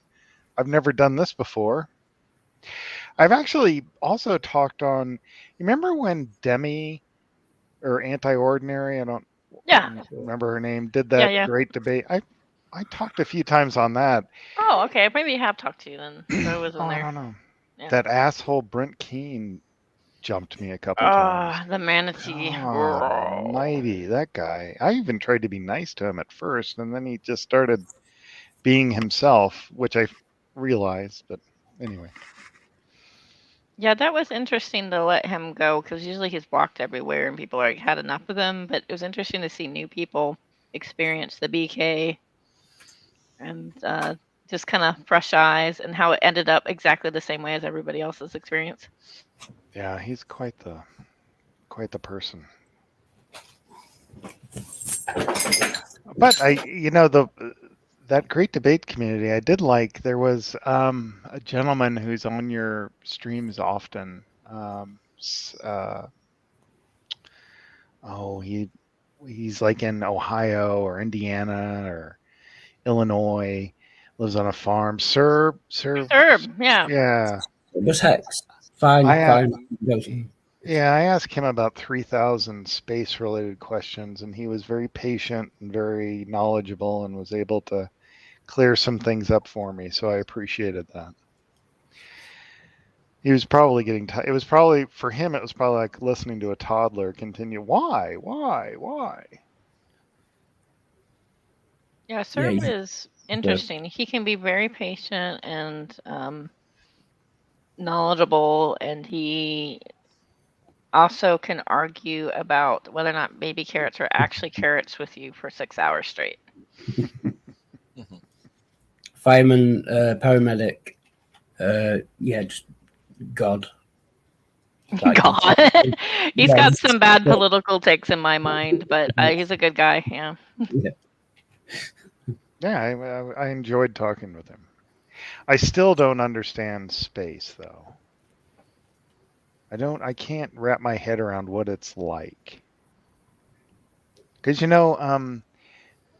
if you're in a pool of water, you can feel the water. It, has pressure against you. You can feel air, smell air. But space is nothing. And I can't wrap my head around what's it like to be surrounded by nothing. Well, in space, though, you're not surrounded by nothing. The stuff that's there is just really, really far apart. Oh, see, now I'm even more confused. See, I just couldn't. I was I don't know if a vacuum also means nothing. Yeah.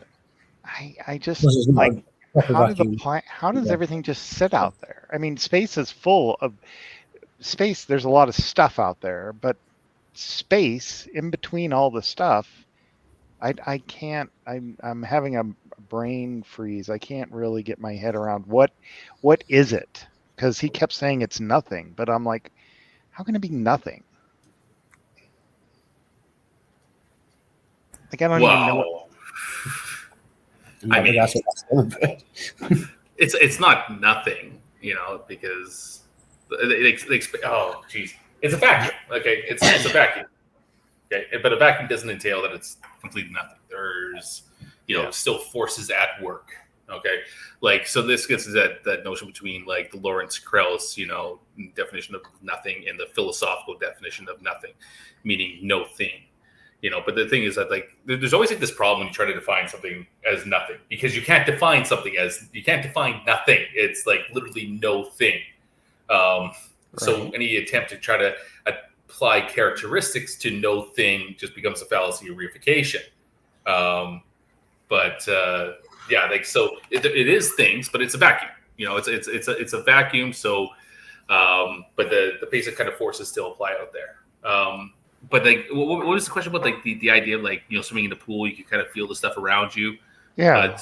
Yes. So like, it's kind of interesting. Like the whole idea of like the pressures and stuff on you. Like so, like at any given time, I can't remember what the exact number is. I'm not really like the most well versed in this, but I do find this fascinating. Where it's like that you have the weight of the atmosphere on you at all times. Okay, like that. G. That you have that force on you, and when you go swimming, when you go into liquid.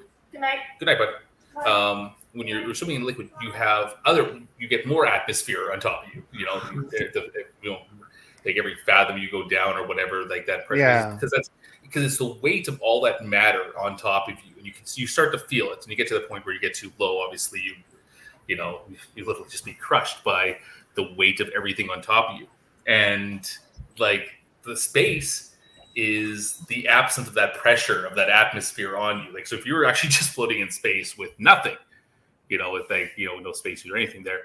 Your body that's so accustomed to having that would just, you die. I mean, you wouldn't feel anything. You just die. I mean, I don't know. It's. Do you feel?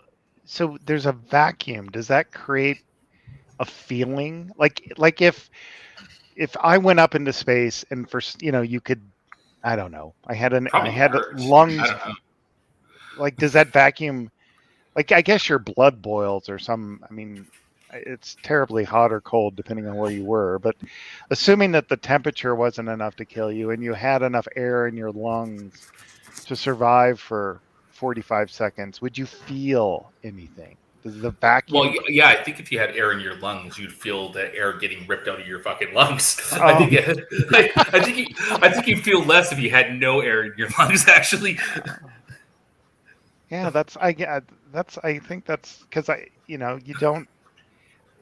Every other feeling you can describe, or most people have had some similar feeling, but nothingness is not a feeling any of us have had. Unless you've watched a McRae video. We don't even know if there could ever be nothing. Like, the philosopher's version of nothing. We don't know whether that can actually has ever existed or could ever exist. I don't think it could. Leon says, would a sensory deprivation tank be similar to the weightlessness of space? Well, no, because you'd still have the gravity pushing down on. Yeah, I think you still have the sense of gravity. Maybe if you can make it weight of gravity, like when you go up in those planes, maybe. Yeah, they drop it really fast. Isn't it just that the plane's going faster than you are dropping? No, it's doing that roller coaster loop thing. Yeah. So you hit the apex and you go over, then you get that weightlessness. But isn't the weightlessness, and I could be wrong, but I thought the weightlessness only happens when the plane is going down. Yeah. And the only reason that you're weightless is that the plane's actually moving down faster than you are. Does that make sense? Yeah, no, I think it's something like that. I don't know. I'm not really the physics guy. Yeah, we're not. None of us are physics people, so that's the thing. We're like, oh. I suppose it would be similar to what you feel in a pool when you're weightless, but then you still have that sensation of the cold and stuff like that. Yeah, what it's like to pee in space then? Oh, they had the suction cup thing or something. Yeah. I was just kidding, because you pee in a pool. I'm sorry. Oh. Well, most of my humor doesn't actually result in laughs. So you are from Regina. Yeah, thank you very much. It's like baseball. If I'm batting 300, I'm a star. So, Well, I was looking on the coins. On the coins in England, I thought it said Regina. It just says Reg, but it is short for vagina. Regina. Is that right? Regina. Well, now you're demonetized. Oh no, I'm demonetized. What will I do? I need to earn money for rent. I don't have any real job. Don't you have that lawsuit coming up that you need to finance? Oh yeah, I have a lawsuit that I'm gonna sue folks and things, and so if you want to donate to my lawsuit, I am gonna champion for you, and all the wrongdoings that have happened to you from this evil creator. I will champion for you, and you just need to fund my lawsuit, and I will get the funds, and I promise I will give you a shout out. It costs a lot of money to sue somebody. I've Yeah, it does. unfortunately. But if it's not your money, you just kind of throw it around, right? Yeah, that's true. Yeah, I'm trying to get Agrippa to finance a lawsuit for me, but he's, he won't do it. He spends all his money on travel. I mean, It just, I mean, you take away his lavish lifestyle of travel, exotic foods, young women. I mean, like, what does he really have? Yeah, exactly. Yeah, nice watches, fancy clothes. I mean, a nice car. Screw him. But yeah, I mean, what's McRae gonna do when? Because doesn't Minnesota has? Was it Minnesota or Wisconsin or wherever? I don't know where this Katie person lives. One of those. Wisconsin. Yeah. Minnesota. I think it's Minnesota. Whatever. Somewhere up there. Near Canada, near Regina, actually. Doesn't he have to do something? Like, didn't they have some sort of weird? I think I saw a Nate video talking about it or someone. Yeah, so it's like this thing where, like, you can serve somebody, but you don't necessarily have to go through the court. You can serve the person directly and then just notify the court that they have been served. And if they don't respond within 30 days, they consider it's like the default judgment can be applied against them or whatever.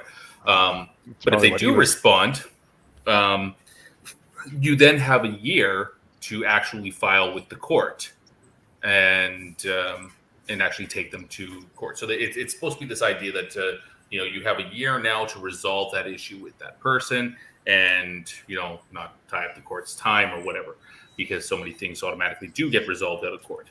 And try to save some people some money on legal fees and shit, whatever. So Steve did serve what's her face, the fucking tabloid person, the crystal KJP. ball person, yeah, KJP, yeah. So he served her, and she responded, and then let him know that I'm not sure if she did her intent as well, that she was going to file a countersuit as well. So now what happens is that they're waiting for one of them to file in court. Now, Steve hasn't filed actually with the court yet. He's just still talking about his litigation that he has there. And my prediction is that he won't, because we've seen. He can't afford it. Well, first off, he probably can't afford it. He's trying to fucking outsource his fucking or crowdfund his lawsuit, which is fucking funny. But he's obviously not working anymore. But the other thing is that he read out his court case. He read out the thing that he has out there, and it's fucking it's ridiculous. I can't believe that anybody thinks that it has any merit. First off, the accusation, I can't remember all of them offhand, but I remember the two that were absolutely hilarious were the one about that she accused him of committing fraud. But listen, all you need to do is literally say this, where do you get this idea that he committed fraud? And you play the several times that Steve McRae has said, I couldn't take money because I was afraid I was going to lose my Medi-Cal, or I couldn't take money or I wanted my money structured in certain ways that I wouldn't lose whatever. This is shit that he said. And so now he comes out, he's just like, well, people, they don't understand the context of what I was saying. Oh, they don't understand the context. They're putting their own spin on this. They don't know what they're talking about. Whatever. It doesn't matter. Like, listen, like if any single person that hears somebody talking about having to structure their payments so they don't lose some type of benefit, having to be paid like under the table so they don't lose benefits, they just wanted a bag full of cash, whatever. Like, listen, it sounds sketchy. It is enough to infer that this person is trying to commit some type of fraud. Now, here's the thing: I don't think that Steve was committing fraud. I think that Steve just was talking out of his ass and accidentally implicated himself into something he didn't realize was probably a crime. It was one of those things where it's like, people ask us like, well, if you're an owner of this channel, why didn't you ever collect money? And, his response, to that was, well, I mean, like I couldn't take the money at the time. And then he made up all the excuses, because he had to have an excuse. It looked bad for him not to have an excuse of why he never took money, because that just makes it look like, he never actually had anything to do with the channel, that he wasn't actually an owner of the channel. So if he phrases it in such a way that says like, well, I wanted to take money, but I couldn't because of these reasons here, well, then, it kind of doesn't make him look like such a fucking deadbeat, like, owner of this channel. It doesn't look like he was just a tag along like he probably was. So, he says this shit, talks out of his ass, and then, accidentally says something that fucking, kind of actually, incriminates him into, possibly committing fraud. Now, like I said, I don't think he actually did commit fraud, but I think that he was so stupid that he didn't realize that what he was actually saying was implicating himself in a crime.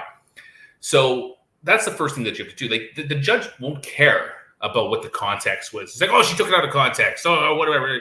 Like, you hear him say those words, any single person is going to listen to that and be like, infer, yeah, it sounds like you're trying to commit fraud, bro. Okay. And then, it's not, excuse me. It's not like, if anybody says that he's calls him names and says that he's, in their opinion, he's committing fraud, doesn't he have to show that actually harmed him in some way? I mean, you just can't sue because someone's mean to you. I mean, there's a lot. I mean, there's different standards that you have to meet depending on if you're a public figure, not a public figure, like really weird things. This is why he tries to say that he's not a public figure, because the standard to sue somebody when you're not a public figure is actually lower than if you are.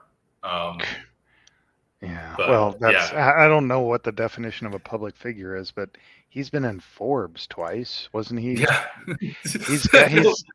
He's talks about how he owns 3 YouTube channels and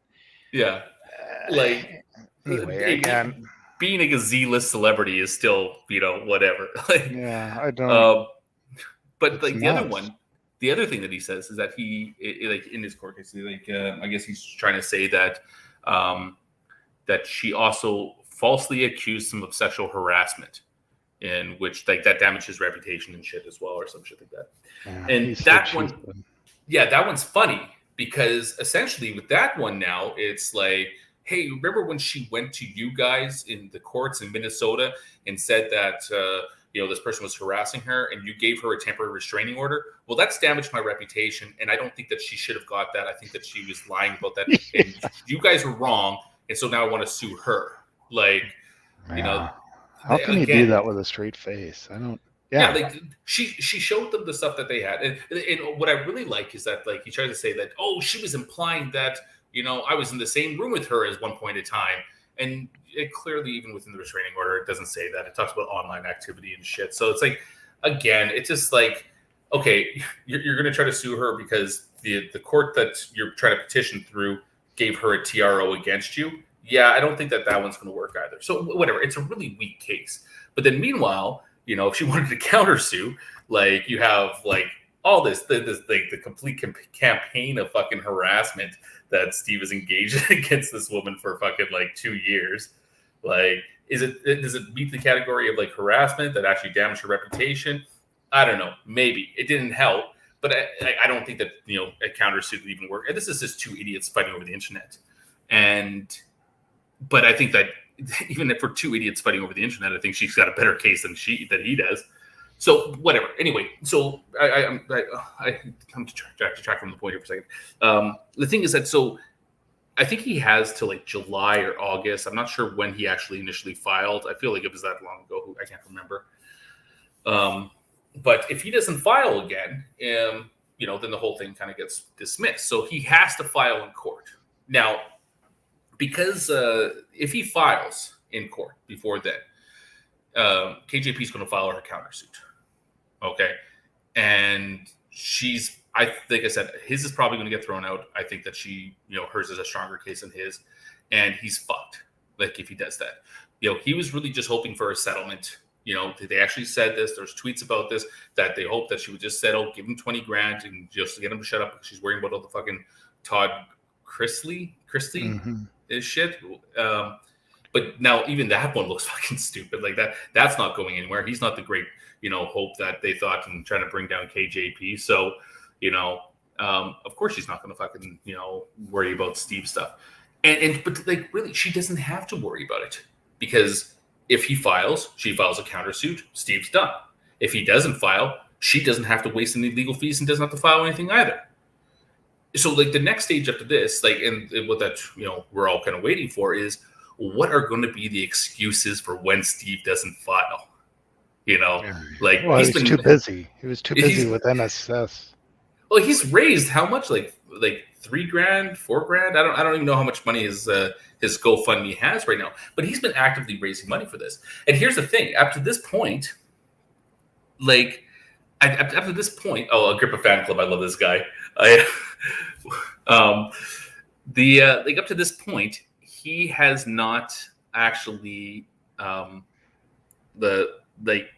I think that he knows that he's not going to be filing this lawsuit. So I think that every moment that he goes and he's not actually that he still has to GoFundMe up, trying to lead people on that he's actually going to do something, I think is I think he's being a little shady, but whatever. When he gets to that point, when he's supposed to file and he doesn't file, it's going to be like this funny, oh, you know what? I feel like we've made our point, that she's ruined on the internet and we did a good job. We didn't even need to file. He might try something like that. He might be like, oh, I couldn't raise enough money because of the fucking trolls. They fucking ruined my campaign. And now she gets to go free because, I couldn't raise enough money to bring her down. Maybe that's the way he's going to go. Or maybe he's just going to blame people. Just like, well, I mean, if you wanted me to take down KJP, I should have gave more money. I had a great case. This is your fault. The people that watch. Yeah. Who fucking knows which way he's going to go, but it's going to be fucking hilarious. He's just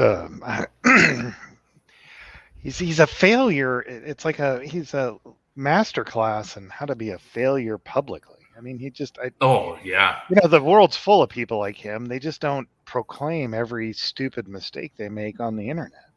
It's Sokka's law, man. Like, what was it like the laws like Fabio's law? What's Fabio's law? They're idiots. They're idiots. Yeah. He's like, don't try to understand the idiots. They're idiots. Yeah, don't try to understand them. They're stupid. Like that's it. They're idiots. They're stupid. That's it. There's no big. And I've said this before. Like, there's no malicious plot. I don't think that Steve is like some type of fucking mastermind, devious, fucking evil mustache twirling guy. He's just a fucking loser online that just talks out of his ass. Like he's just pathetic, man.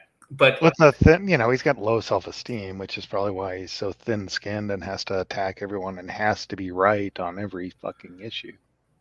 Maybe, who knows? But I mean, and then he's like, but the thing is, he sides himself with like equally stupid people. Well, of course, he wants to be the shining light.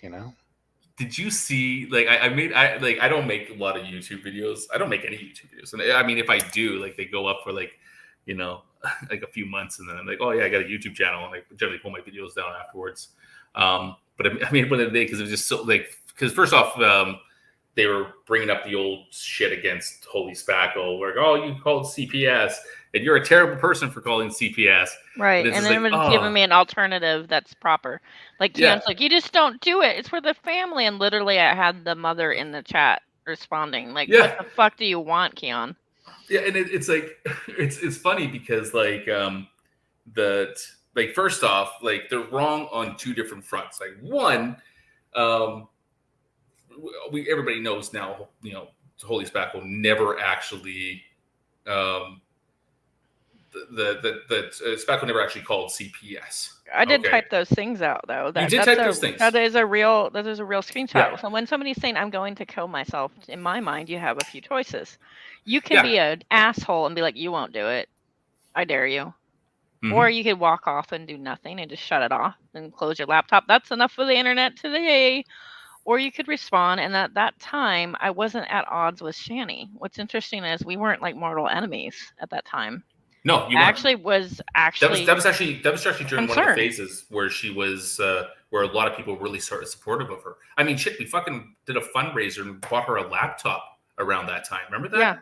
Yeah, I felt real concern at the time. It wasn't me being an asshole. I was actually concerned, and I'm like, how do I get her to stop? Like, she keeps saying she's going to hurt herself and stuff. And so, like, I said, if you continue, I'm going to have to do this thing. And I give an exact result of this.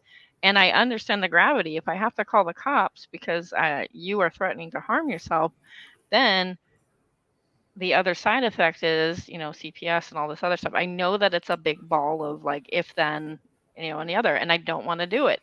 But I also wanted Shani's mom to knock on the door. And so it was a highly emotional chat. A lot of people were worried. It wasn't just me.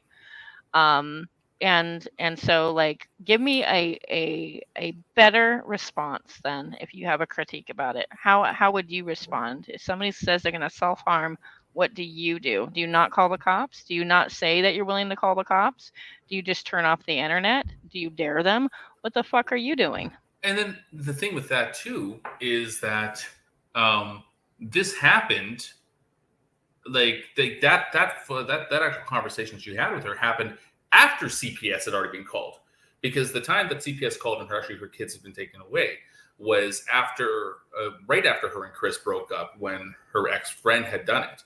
Like, no, there's been multiple CPS calls. So that's one. And actually the day after that whole stream, CPS came back again. Yeah. Okay. So it was, but it still was that same person that did it. What was her name? Chris's ex, Angel. Angel. Yeah. Yeah. So that was the instance right there. Like, so the first thing is that, well, it's wrong. They're lying through their teeth about you calling CPS, especially because it's been shown since then that you didn't. Shani's actually made a video apologizing to you for even accusing you in that the first place.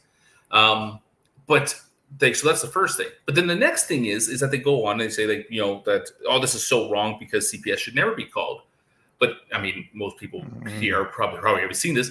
Is that we've seen the condition that these kids lived in. Okay, like if you're saying that CPS should never be called, like listen, like Von Helton, fucking and Shani for Christ are two people that should not have children.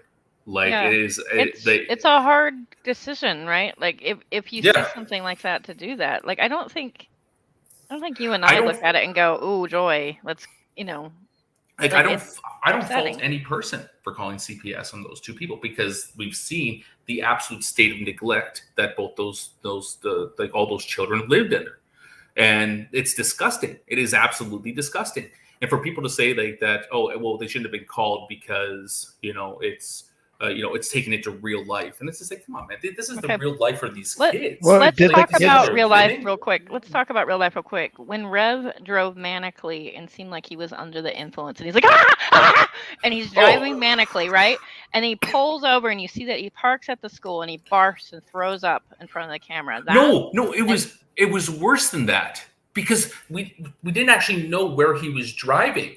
Like, it was just a video of him just being manic on the road, clearly intoxicated.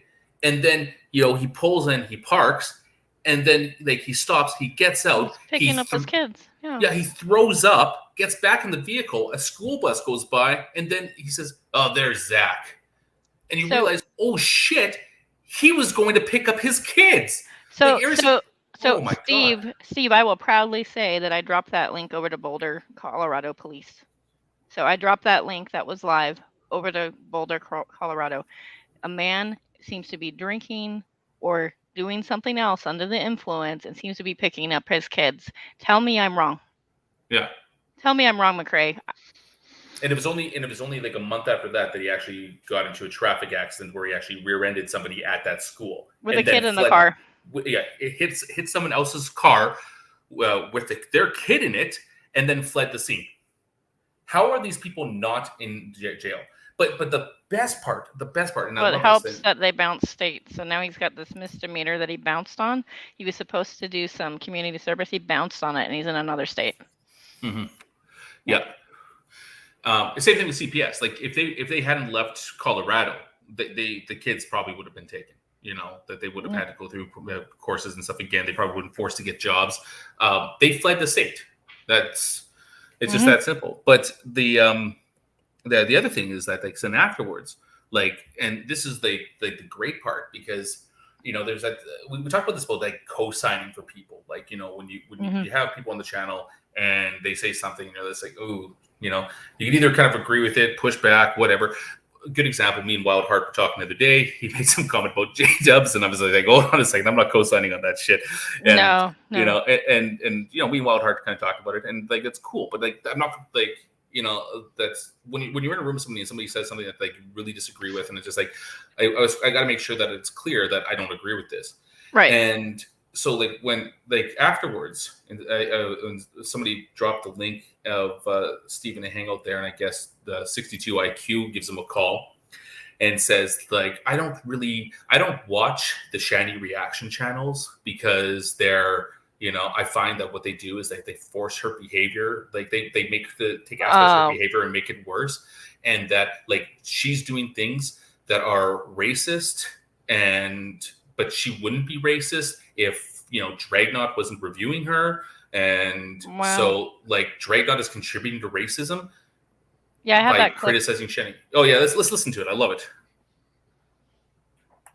This is why I don't like a lot of the channels that cover Shani for Christ, because I think they harass and bully her, and I think they harass and bully both of them to try to get them to react in a vitriolic way, so that way they can make more content and say, see, look how horrible these people are, when they never would have done that if they weren't pushed in that direction initially. And so it's you're contributing and you're a part of the problem, and if these people weren't racist before and are now being racist because of the things that you've said and done towards them, you're adding to racism. Good job.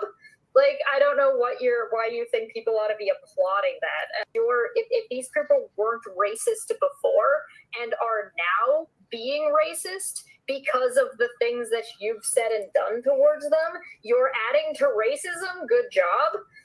I don't know why you think people ought to be applauding that. Wow. The drunken peasants do a very good job when they're covering Shani. Drunken peasants did a good job. Okay. So I love that. I really do. Oh, did everybody hear that? Make sure that sorry. the Let me screen turn that share. off. Sorry about that. How exactly do you make someone racist? Well, because you criticize while black, Wildheart. You can't criticize people while being black. Yeah, you got to criticize the drunken peasants. Okay, you have to Billy Fridge them. You got to otherwise... be the drunken peasants do it right. They're white. Are you serious? She literally just said this. But here's the thing. You're watching that, and you got Steve's fucking stupid mug there in the top corner, nodding along. Oh yeah. Yeah, that's a great point. Co-signing everything you're saying. Yeah, they weren't racist before, but then Drag the Bully came along. What?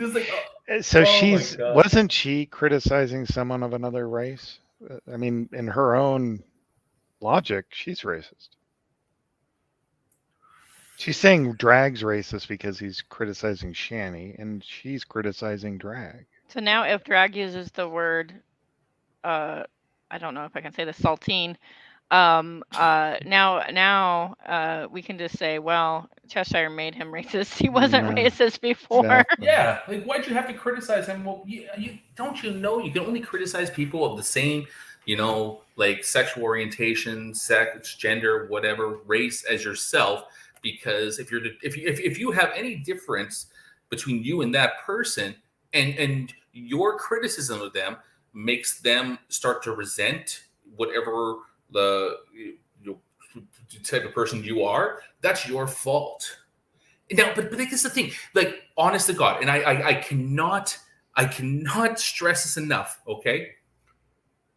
That's probably one of the stupidest things I have ever heard in my life. Like, I'm not even joking. Like, when you listen to that, like, that was pretty fucking stupid.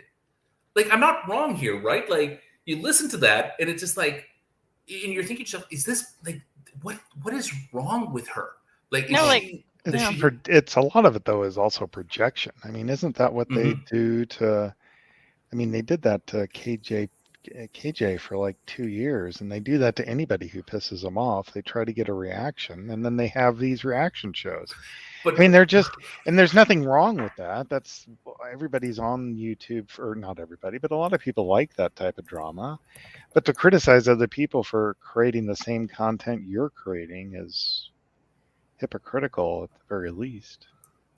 Well, what was the what was the Manya, the fucking other brainchild there, did something similar. She put out a tweet Oh, God. after all the Shani stuff came out as well, and it's brilliant. It is absolutely brilliant, because again, like, the other issue that these people have is, like, they just have no self-reflection whatsoever, and so they'll say things because they think that they've just made a great point, but they just make themselves look like idiots. So the one from Monty, let me see if I could find it here. But it was still along the same lines with the criticism of for people criticizing Reverend Shani, that they said that she said that this is something that should be handled in the court of law by law enforcement, legal authorities, whatever. But don't call the cops. Like, what? Yeah, like, so first of goes against the first point, but then it said that it should not be dragged onto the internet for the court of public opinion for clicks and views, or something along that line. And then it's just like, hold on a second. That's Steve's content for the last 2 fucking years. Like, yeah, like, literally, like, Steve has taken all of his content, like every single time that there's a fucking a new court document, he's got to create a stream, got to talk about that, got to talk about the NSS case, got to talk about KJP, got to talk about everything. He's got to put all this stuff out there. He loves the court of public opinion. He loves it. Yeah, like, but and they endorse it. They love it. They're on those panels. But no, not in this case. No, in this case, it's you shouldn't be doing this like this. So you have to do it this other way.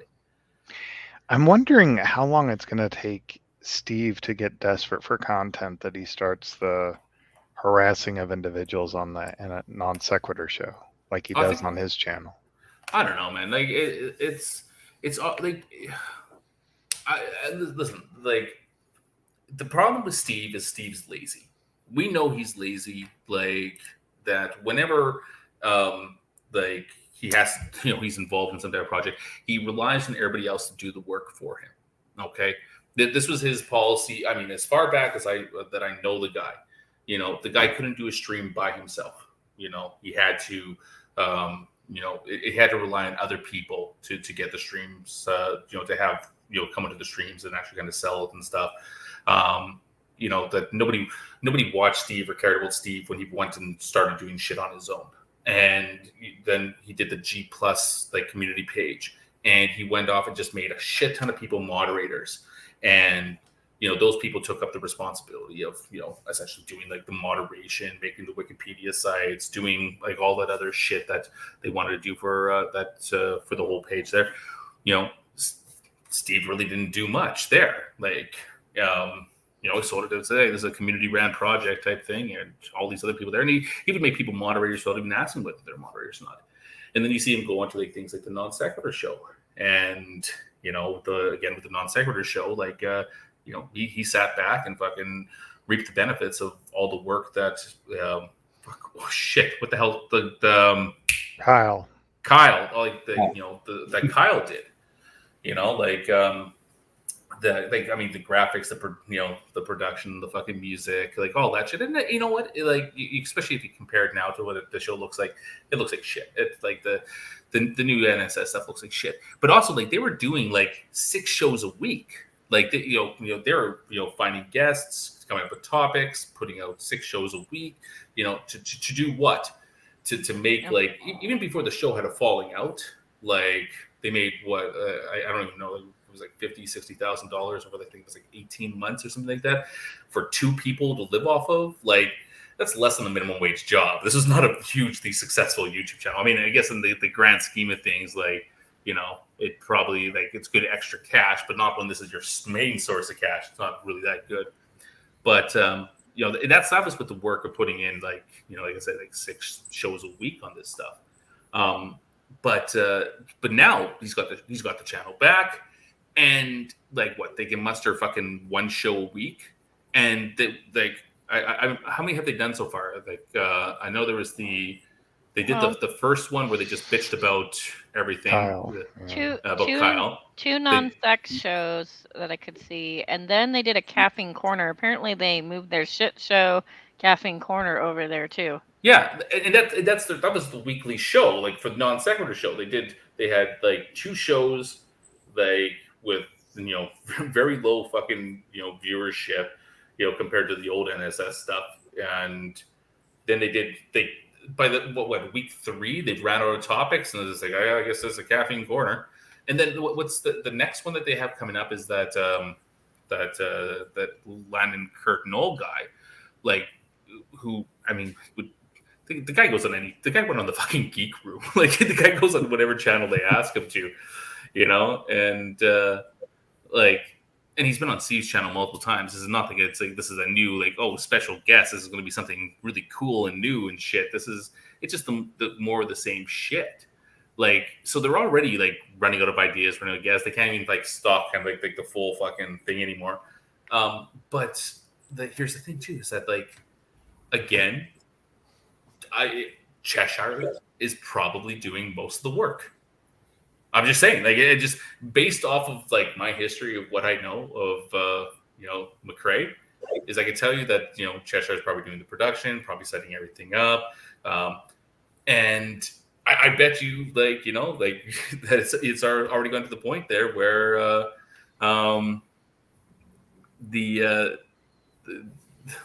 so at that point, he's going to go to her and be like, okay, well, we need a topic for next week.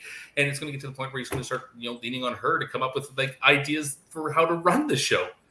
And, once that happens, I mean, like, I don't even know where the show's going to go from here, but like, is it going to bounce back and be a huge success? Probably not. Okay. By the way, if Sokka thought that CPS should have been called, then why didn't he do it? Does he not care about her kids' welfare? I absolutely do. But first off, like, when all the fucking evidence and everything came out, that we were part of a Discord group, like, that was kind of talking and discussing this, and there was kind of that anonymous kind of decision that they didn't need 200 people calling, so this was being handled by people that lived in state, that were calling, presenting information, like all that type of stuff to CPS. So there was actually kind of like the whole, like, don't call. The other thing is that I'm Canadian, and I was also actively fucking deployed when all this stuff happened. So, like, this isn't like, I didn't have to pick up a phone to be absolutely concerned at that point in time. Like, I was at least part of the effort, and I'm happy to say that, even for Shanny, for Von Helton, that part of the effort in making sure that, these people's fucking, the neglect and shit that they put their kids through does not just go unseen or unheard.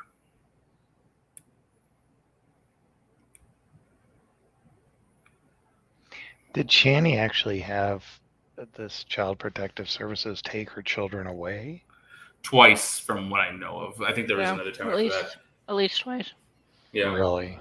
Yeah. So, once was after her first marriage broke. Oh, it wasn't. I don't think they were married, but when the father of the 2 children, when they separated, she was living in squalor, neglecting the kids. They were much younger at that point in time too, and they got taken away. And the reason why she got married to Chris, like I guess her second husband or second living boyfriend, whatever. It actually might have been her first husband. I don't even know if the first one was a marriage or not. But anyway, when she got together with Chris, Chris actually married her to help her get the kids back, because that when with most CPS, I guess it's that if the kids aren't being abused and it just comes out of neglect, they want to put the parents into like parenting classes and shit like that, and more than likely they're going to get their kids back. But a strong guarantee for them getting their kids back is going to be, is there a responsible adult in the home? So when people ask about why did Von Helton get his kids back 12 times? Well, because they were never actually released back to Von Helton. They were released also under the care of his mother. His 80-year-old mother at the time. Like that's why he kept getting who now kids just back. passed away. Who just passed away? Yes. And Which is another reason. Wasn't there an incident where she passed out, may have had a stroke or something? He left her there for hours. Well, don't know what the timeline is, but he went over to wake her up in the morning, give her medication like he normally does, saw that she was on the floor of her room. And he believed that his 92-year-old mother had gotten up in the middle of the night, gone to the bathroom, came back, decided that she wanted to sleep on the floor because she's from a different time. Wow. And so decided that she was just going to fall asleep there. So he went over and said, "Hey, Ma, get up." And she was really groggy. And so he was just like, "Oh, I guess you need some more time to sleep." Then came back a little bit later. We don't know what the time is, but he did state that he left and came back. So that could have been anywhere between 5 minutes to an hour. Who fucking knows? And again, tried to wake her up. And she was really groggy and wasn't really speaking straight. So he was just like, "Oh, okay, whatever." Left again, and then came back the third time, started talking to her, and noticed that she was, she kind of droopy and, still wasn't really talking right. And then decided at that point in time, on the third time of, trying to get his mother up, decided to call the ambulance. Never attempted to move her off the floor. Never attempted to do anything. By the way, okay, you know what? Fuck the Von Helton, piece of shit. All right. I'm not sure if the people that watch this are the same people that have been following along the Von Helton stuff, but let me just give you like a quick rundown of the events of the last couple months. So after his mother passes out on the ground for, and has a stroke, and, he finds her 3 times, waits for the third time to call 911 and get her picked up. She then gets shipped off to the hospital. And does Von Helton go and visit her? Of course not. Of course not. Doesn't visit her. He stays home and builds model airplanes on Twitch, and doesn't bother to fucking, visit his mother. She has her family that lives down there, what he refers to as the Frosts. He's a Von Helton. These are the Frosts.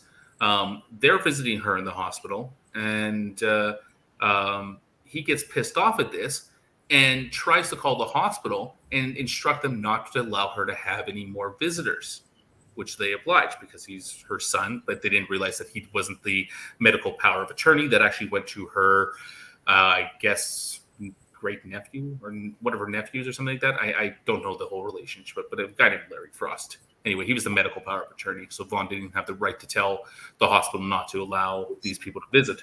But he did, and she stopped getting visitors. Vaughn never visited her, and she eventually, died in the hospital alone.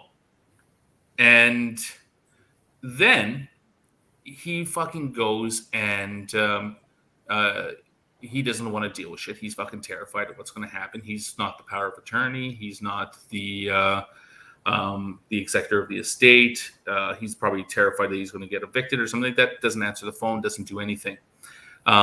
Keeps on doing his live streams, his daily live streams. Finds out by somebody in the fucking outside chat whether he's going to be attending his mother's funeral the next day, and he's just like, "What? There better not be a funeral. How do you know there's a funeral?" And he's like, "Well, because there was an obituary." He's like, "Oh, there's," and he fucking rages because what ended up happening was that the hospital tried contacting him. He never answered the phone after she passed. Her body, within accordance to her wishes, went to the funeral parlor. The Frosts, the in-laws, who are trying to help, get her buried, at first were not allowed to do anything because they wanted to get a hold of the son. He never answered the phone. He let his mother, who had passed, sit on a slab inside the fucking funeral home for 6 days before the funeral home finally decided, okay, the son's a deadbeat piece of shit. And they finally let the Frost take over and arrange for her burial and everything, and did all that stuff. And he's fucking raging about this, that, and ended up closing off the stream and calling the sheriffs, the local sheriffs, to try to get the Frost arrested for illegally putting out an obituary and burying his mother. Wait, illegally putting out a bit? What do they want her to do with the mom? Who knows? Like, what the? But so he does. Now he couldn't pick up the phone at any over. He couldn't pick up the phone at all over the whole. Hey, let's make arrangements to bury your mother. But he did pick up the phone to try to make to try to get the Frost arrested for putting an obituary. Here, let me actually. Let me see if I can find this here. Surely that's not illegal, is it? Of course, it's not illegal. He's an idiot. Also, Cheshire, in her brilliance, at one point said that people that watch and respond to Von Helton, G-Man, and Shani want them to unalive themselves. Mm-hmm. Well, and they're gonna drive them to it or something like that. She and Steve have said that before. She's just, I don't know. I don't know if she's she's not an agent of light ever. No, I can't decide if she's really dumb or just doing that shit as saying these kind of outrageous things to be outrageous because that's her shtick on the internet. I mean, she's done some things like when she said that secondhand smoke didn't cause cancer, and I'm going to feed my dog chocolate, and let's abort 3-year-olds. Those are questionably, she's dumb. But some of this other stuff she says, she's articulate enough, in my opinion, anyway, that I don't think it's that she's a moron. I just think she's trying to be outrageous to claim a name or a place for herself in the internet. Again, that's my opinion. Clearly. Oh, I also forgot to add during the whole Vaughn's mother passing thing, he went into he was on a live stream with Dragnot saying that by the way, he had not talked to the funeral home at this point in time. Because they were waiting to contact him. He made the claim that he needed $7,000 to bury his mother, and Drake and Mrs. Parker was like, "Oh yeah, well maybe we can help you out with this." And he's just like, "Well, you have to just pay me the money, and I can pay this." And they're like, "Well, why don't people make donations to the funeral home in your place?" In your name, well, just give us the name of the funeral home, and we can have donations sent there. And they're like, no, if it doesn't come from me, they're just going to steal the money. And that was like probably the first sign. Like, wait a second, that's not how this works. And then Drake's like, well, hold on a second. Larry Frost here in the outside chat says that that she's being buried here. This name. Look at the outside. Look at the chat here. Is that where she's the funeral home? He's like, oh yeah, that's the one. He's like, okay, let me call them and sort it out. And so Drake mutes, calls them, gets back on the phone. He's like, Drake or Vaughn, I just talked to them. They say everything's all paid for. And he's like, oh, well, that's I mean, who paid it? That's amazing. They're all whatever. And then so he was trying to fucking like scam money off people to pay for his mother's funeral that had already been paid for. And then afterwards, like after that, actually, after a couple of days passed, came back out and started repeating the same lies again.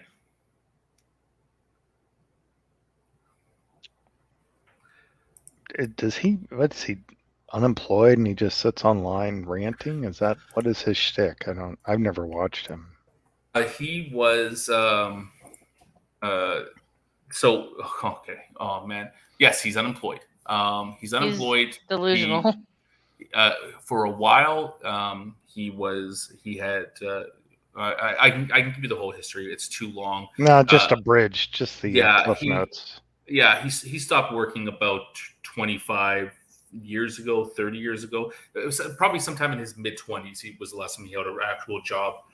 And that was working for his mom when she owned some retirement homes, some old folks' homes. And she ended up selling them, moving down to Kentucky. He was living on welfare in some other place.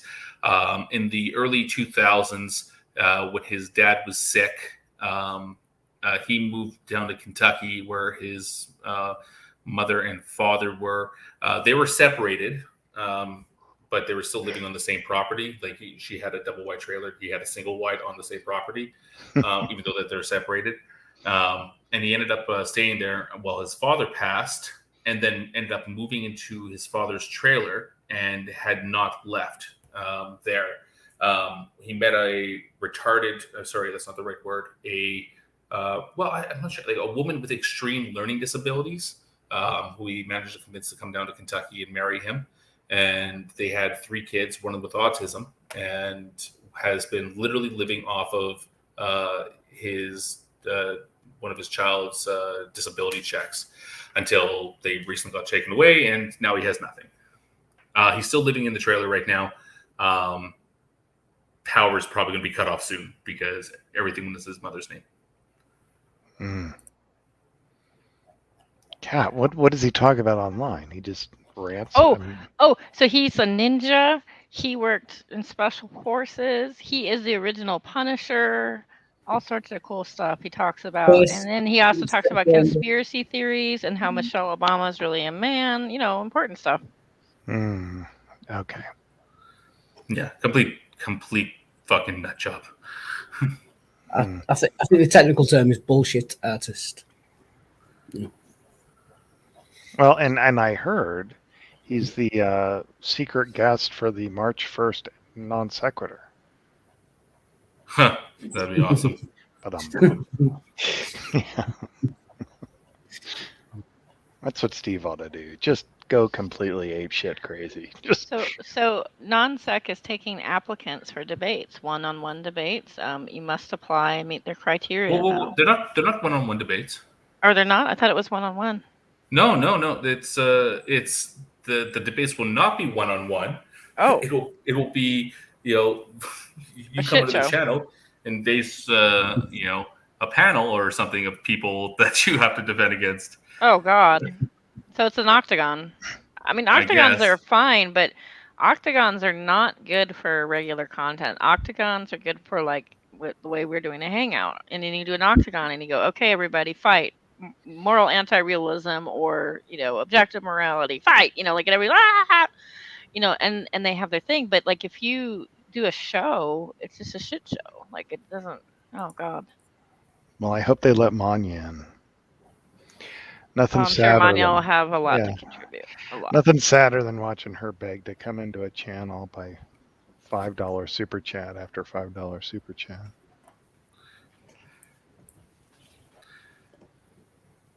It was really funny how Manya was the arbiter between Savage Minnow and Steve, and it was a fairly cordial conversation. And like Cheshire came back like, what the fuck, upset. Like she's like, oh my God, Manya, you fucked it up. And she goes in and just like sets things on fire the next day. Like, oh my God. Why is Steve? What's Exiled's husband? I saw some tweet or somebody was, maybe it was you. There's something about that today about. So Steve? he says, Steve says he's never talked to Exiled's husband, but he actually has. He just doesn't remember because he's an idiot. Okay. And they said that they're owed an apology. And some of the issue, I think, and if I remember right, I'm going by my memory, Exiled, if she was on, would be better explaining this. But from my memory, when Steve tweeted out that Jade was never your friend, she never liked you guys, by the way, blah, blah, blah. Like that got Brian and Exiled's attention because, well, they shared a group with Jade. And they're like, excuse you. And so, yes, Steve has talked to exiled husband. He just is too dumb to remember. Oh, here, I found it. Here, this is the video that you have to play. Put in the So if you want to read about Von Helton, Shadow Tier did share the Kiwi Farms threads with Von Helton. They are unbelievable, yet he says this shit. So just check out the Secular Opinion channel. Subscribe to Secular Opinion. Great channel. Yep. But this is the video that I left here. This is the one from December 28th. This is where, first off, he starts off with the talking about the whole how much money he needs to get her ship to be buried in Ohio, because he thinks that she wanted to be buried next to her late ex-husband. The truth is that she wanted to be buried in the Frost family cemetery with her old friend, who's also buried there. And it's like on the property that she owns, like pretty much. It's like the church right next to the property that she owns. So this is him finding out that there's first off that there's a funeral and an obituary, and it's listen to this guy's reaction, and this is great. So he lived with his mother and didn't go to the funeral? Her funeral was held about 200 yards away from his house, and he didn't go. Oh my God. Yeah. And this woman kept him alive, pretty much. Wow. He's just so gross. Like, I don't know. Oh my God. Okay. Let's just take this in. Thanks to Nats and the Pizza, by the way. This is his collection on this. It's great.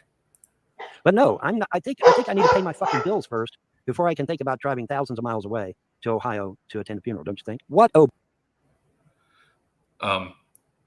Yeah, I think they got. Do you have it speed up? Oh, you have it sped up. Okay. Bit. There better not be a fucking obit, because that means the frost went behind my back. There better not be a fucking obit. There better not be nothing, because I ain't agreed to shit for the last motherfucking time. That is not their mother. That's my mother. And not only that, but there's supposed to be a goddamn investigation going on. So there better not be nothing said or done. You know, Von Helton wouldn't treat his mother so shittily or his kids so shittily if it wasn't for the goddamn trolls. The goddamn trolls. He was actually really caring until that happened, you know. Yeah.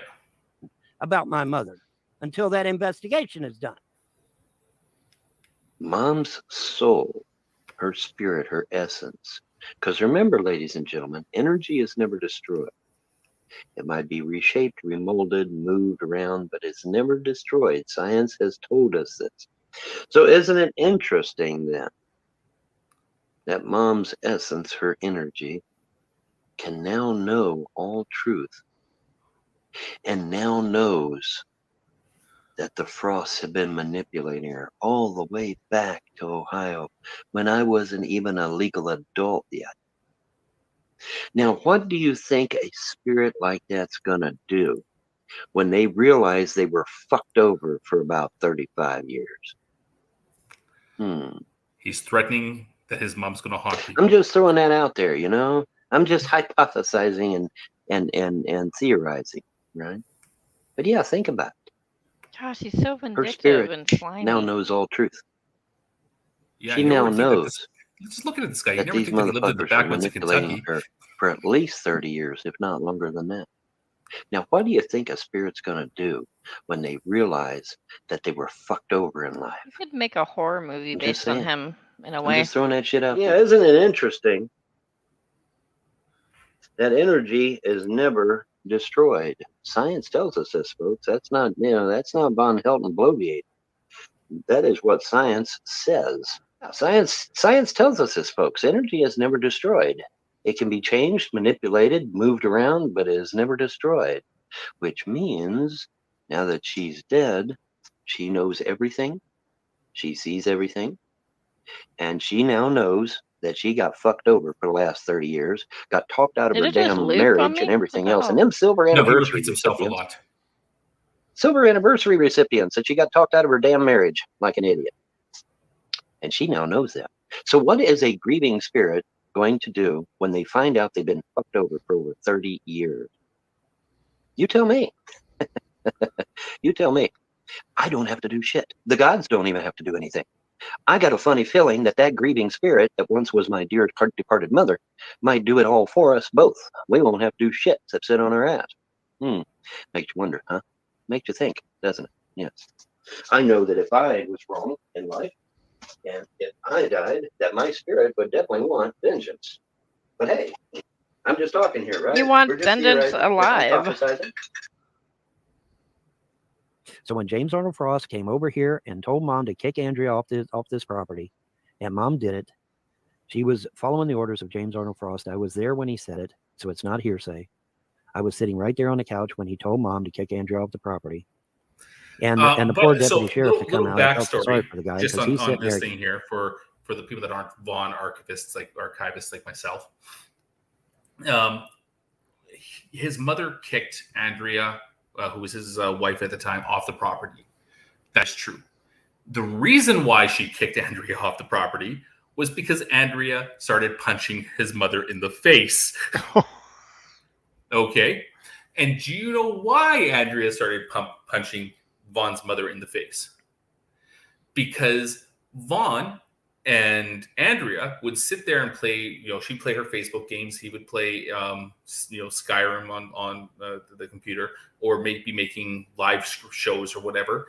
And they would take the kids and they would drop them off in the trailer at his mother's and on the property there. And so she was feeding them, taking care of them.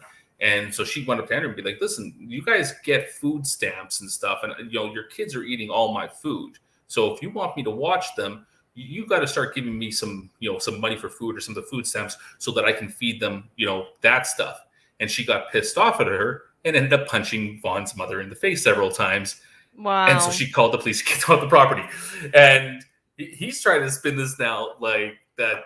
He was laughing, but when that video first came out, like afterwards, he was talking about this, like he was laughing because he thought it was hilarious that his wife had punched his mother in the face.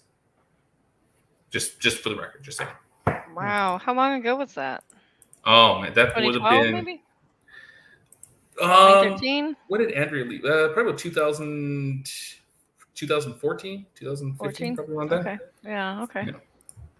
So his mom was pretty old still. Damn. Yeah. Too old to be punched in the face. I mean, not that anybody wants to be punched in the face, but like if you're elderly getting punched in the face, that's pretty serious. Yeah. And so he had 3 children, and the state's taking him away because he can't handle them or he can't care for them, and nor can his ex-wife. Yeah. Well, she was. Mentally she had her own thing. But here's an example. Like this video. So if anybody wants, I got a mod on this here, right? Like on your channel. I think I'm a mod on your channel, right? Let's see if I can time out Secular Pagan Mom. No, I can't. Okay, let me see. No, you don't have a wrench? No, give me here. Hello. Yeah, say hi. Give me a wrench for a second. I'm gonna link 2 channels here for people. Oh wait, I don't have a wrench yet. Hang on, I'm working on it. Why isn't this? Okay, add moderator. There you go. All right, so that is Nana Force 2.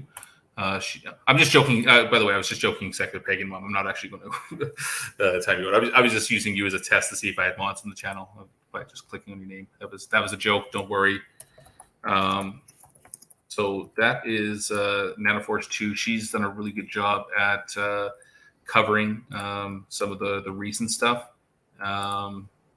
This is that is Nats and the Pizza, which is another great channel that's covered a lot of the Vaughn stuff that goes way back. And of course, this is Secular Opinions channel. He's the King of Canada and very well known Von Helton archivist. Now let me warn you guys, the rabbit hole, which is Von Helton's life, is absolutely insane, but definitely something that's worth looking into. So if you guys are interested, check that stuff out. you are going to lose yourself in this stuff. It's crazy. But anyway, I posted a video. I think again in the chat there. You want me to take this one off and switch it? Yeah, switch it to this one because this is an example of like the Von Helton and Andrea that kind of led up to the whole like kind of punching in the face type thing, because this is his attitude, and it's disgusting. Oh, and by the way, so this video, like this one right here, is about 7 years old. I would say 7 or 8 years old. This is what he looked like 7 or 8 years ago. He is only, I think he's 58. He looks so old for his age. He is not aging well at all. At all. Like this, like it is weird. It's he's not aging gracefully.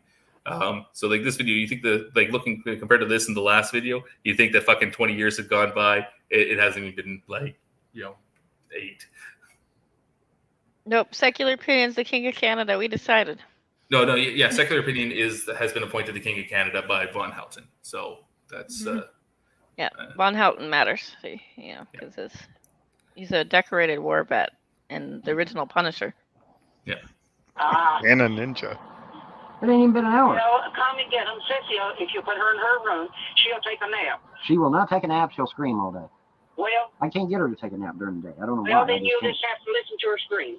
She's playing with the blinds, and she's going to get cut. Oh, she ain't gonna get cut. It's plastic. Them blinds are plastic.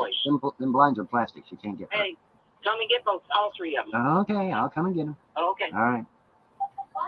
I don't know why. Liberty Heart, it ain't been that long, man. It ain't been that damn long. I didn't start this damn show. When did I start it? Does anybody know when I started the show? Anybody at all? Does anybody know when I started the fucking show? All right. But yeah, man, I can't believe. I mean, I just give her the damn kids. It ain't been that long, man. It ain't been that damn long.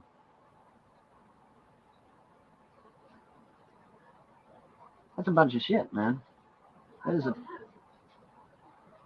what I'm saying. It couldn't have been that long, man. It couldn't have been that damn long. I started at 11:30. If I started at 11 or 11:30, then it's only been like a couple hours. That's bullshit. See, that's bullshit. She was supposed to keep them most of the day so my wife could get some housework done. All right, I started at 9:30 where you live, so it's been about an hour. Okay, Septerra Core said I've only been on about an hour. Well, see, that's bullshit there, man. That's fucked up. It ain't been no 3 hours, dude. It ain't been no 3 hours.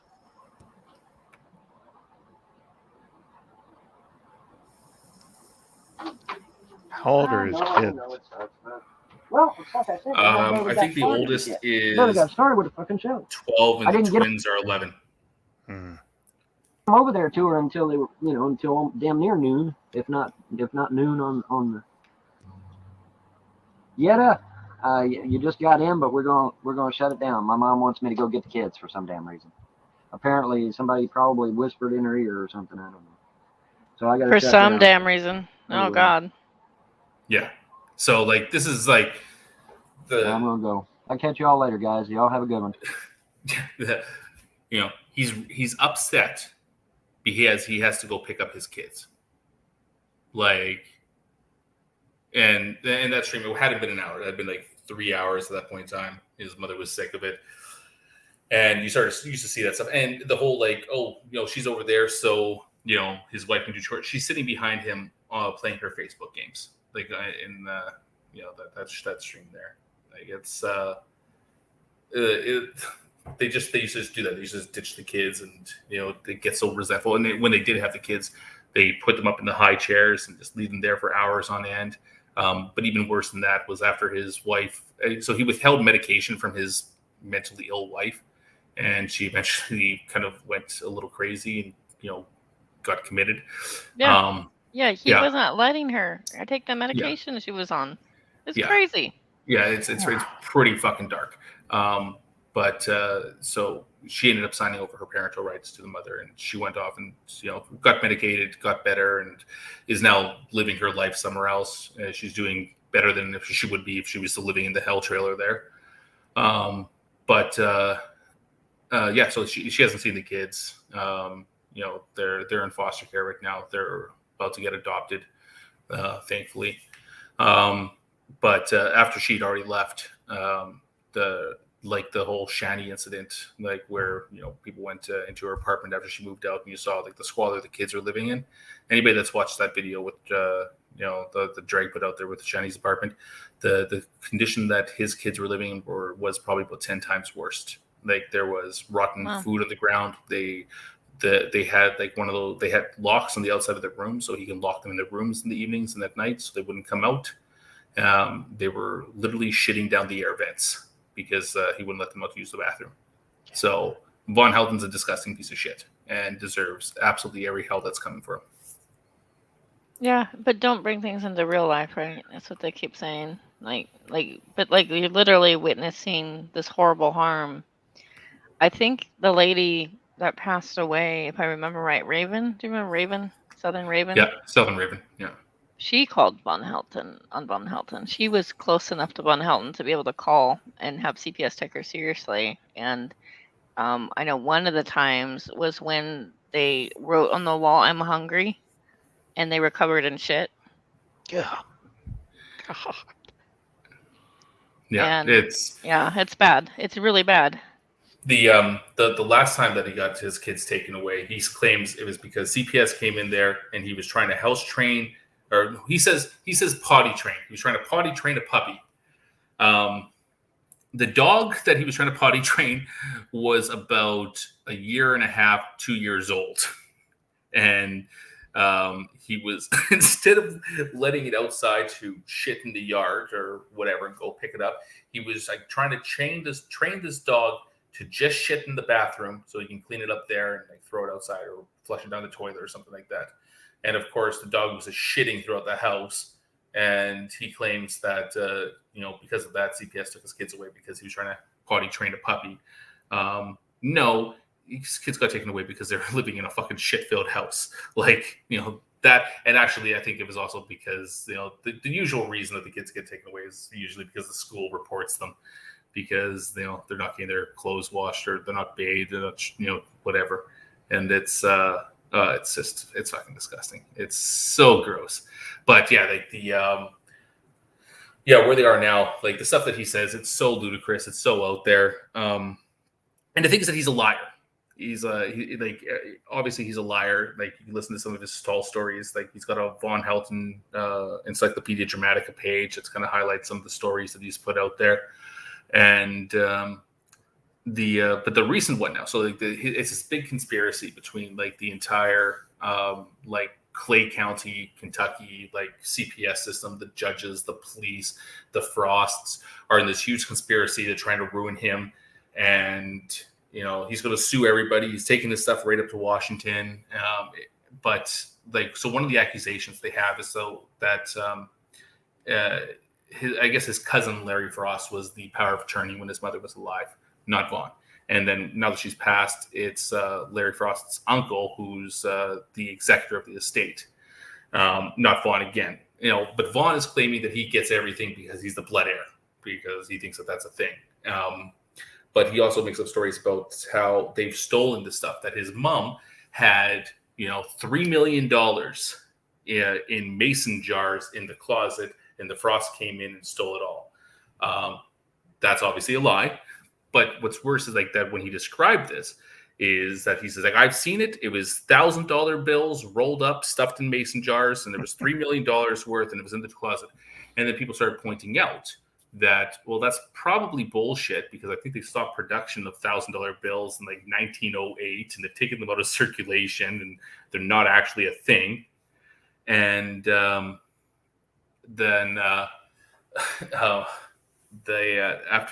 so instead of being like, okay, well, maybe it wasn't $1,000 bills, he doubles down and then says, well, it was $1,000 bills, and they're all printed in 1908, and turns out that those $1,000 bills were worth $20,000 to $30,000 each. So instead of stealing $3 million, now the Frosts have stolen $30 million. Yeah. Oh, and that, and also, like, you remember, this all started off because we're talking about how he had. Oh yeah, that's right. Yeah, Larry was the power of attorney. Vaughn was the medical power of attorney, and what that meant was that Vaughn was kind of appointed as the person that was responsible to make sure that his mother took her dementia medicine because she had, I'm guessing, like early onset Alzheimer's or something like that. There's videos out there where Vaughn's kind of interrogating his mother, and I'm not sure how many takes it took, but the best one was the one where she was asking whether her parents were still alive. So obviously she wasn't in the best headspace. After all this, like, the thing with, even as Vaughn is the medical power of attorney, never took his mother to doctor's appointments, never took her anywhere. Larry Frost actually had to come and do that. So Larry Frost, because he calls it Larry Frost all the time. But anyway, that guy, he ended up,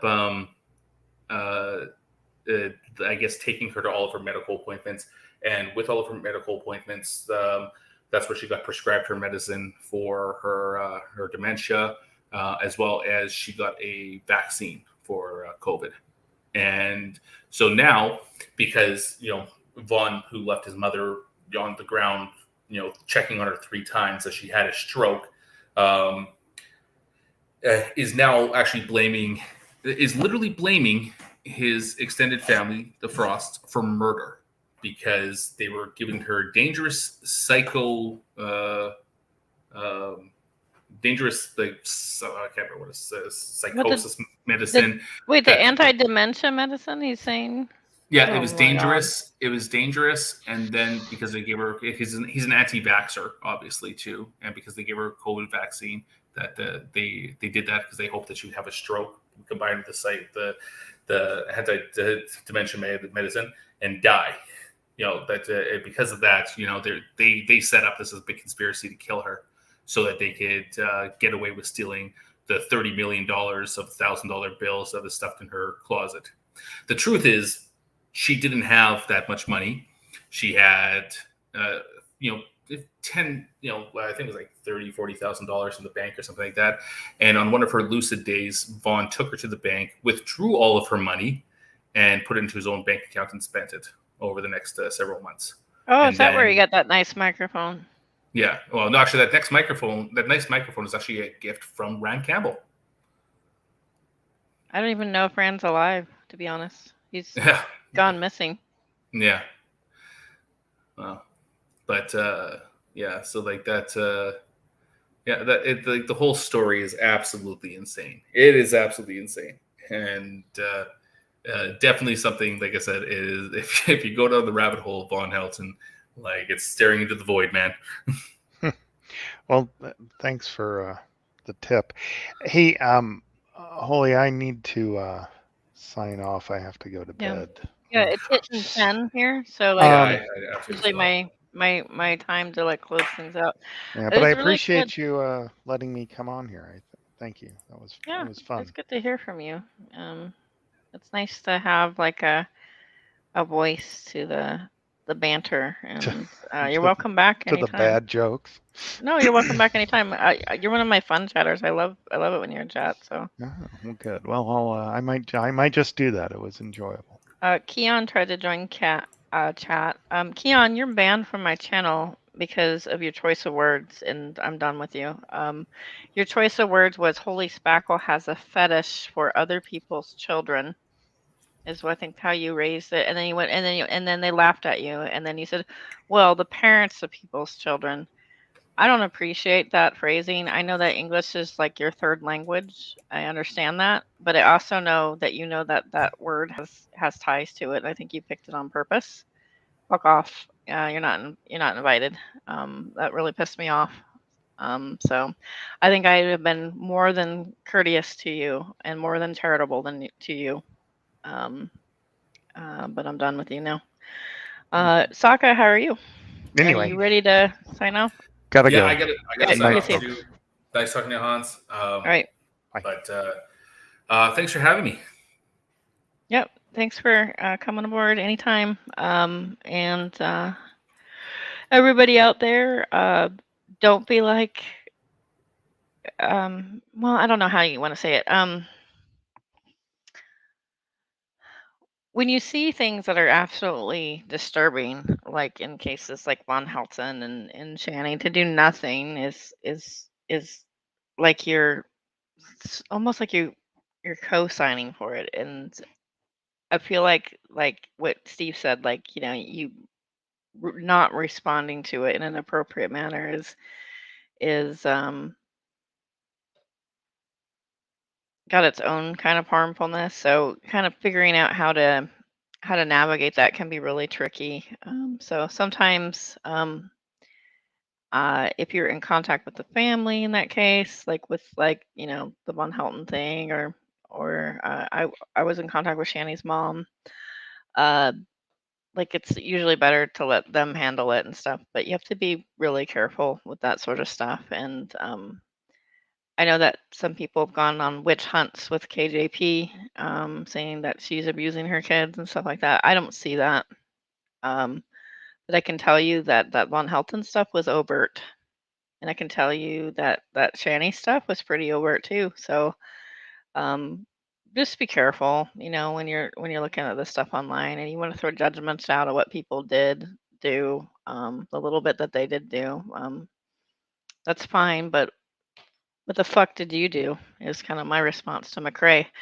Absolutely fucking nothing, because you're useless as usual. Anyway, thanks for coming in and visiting. Y'all have a good night. And enjoy the rest of your week. It's still early. All right. See ya.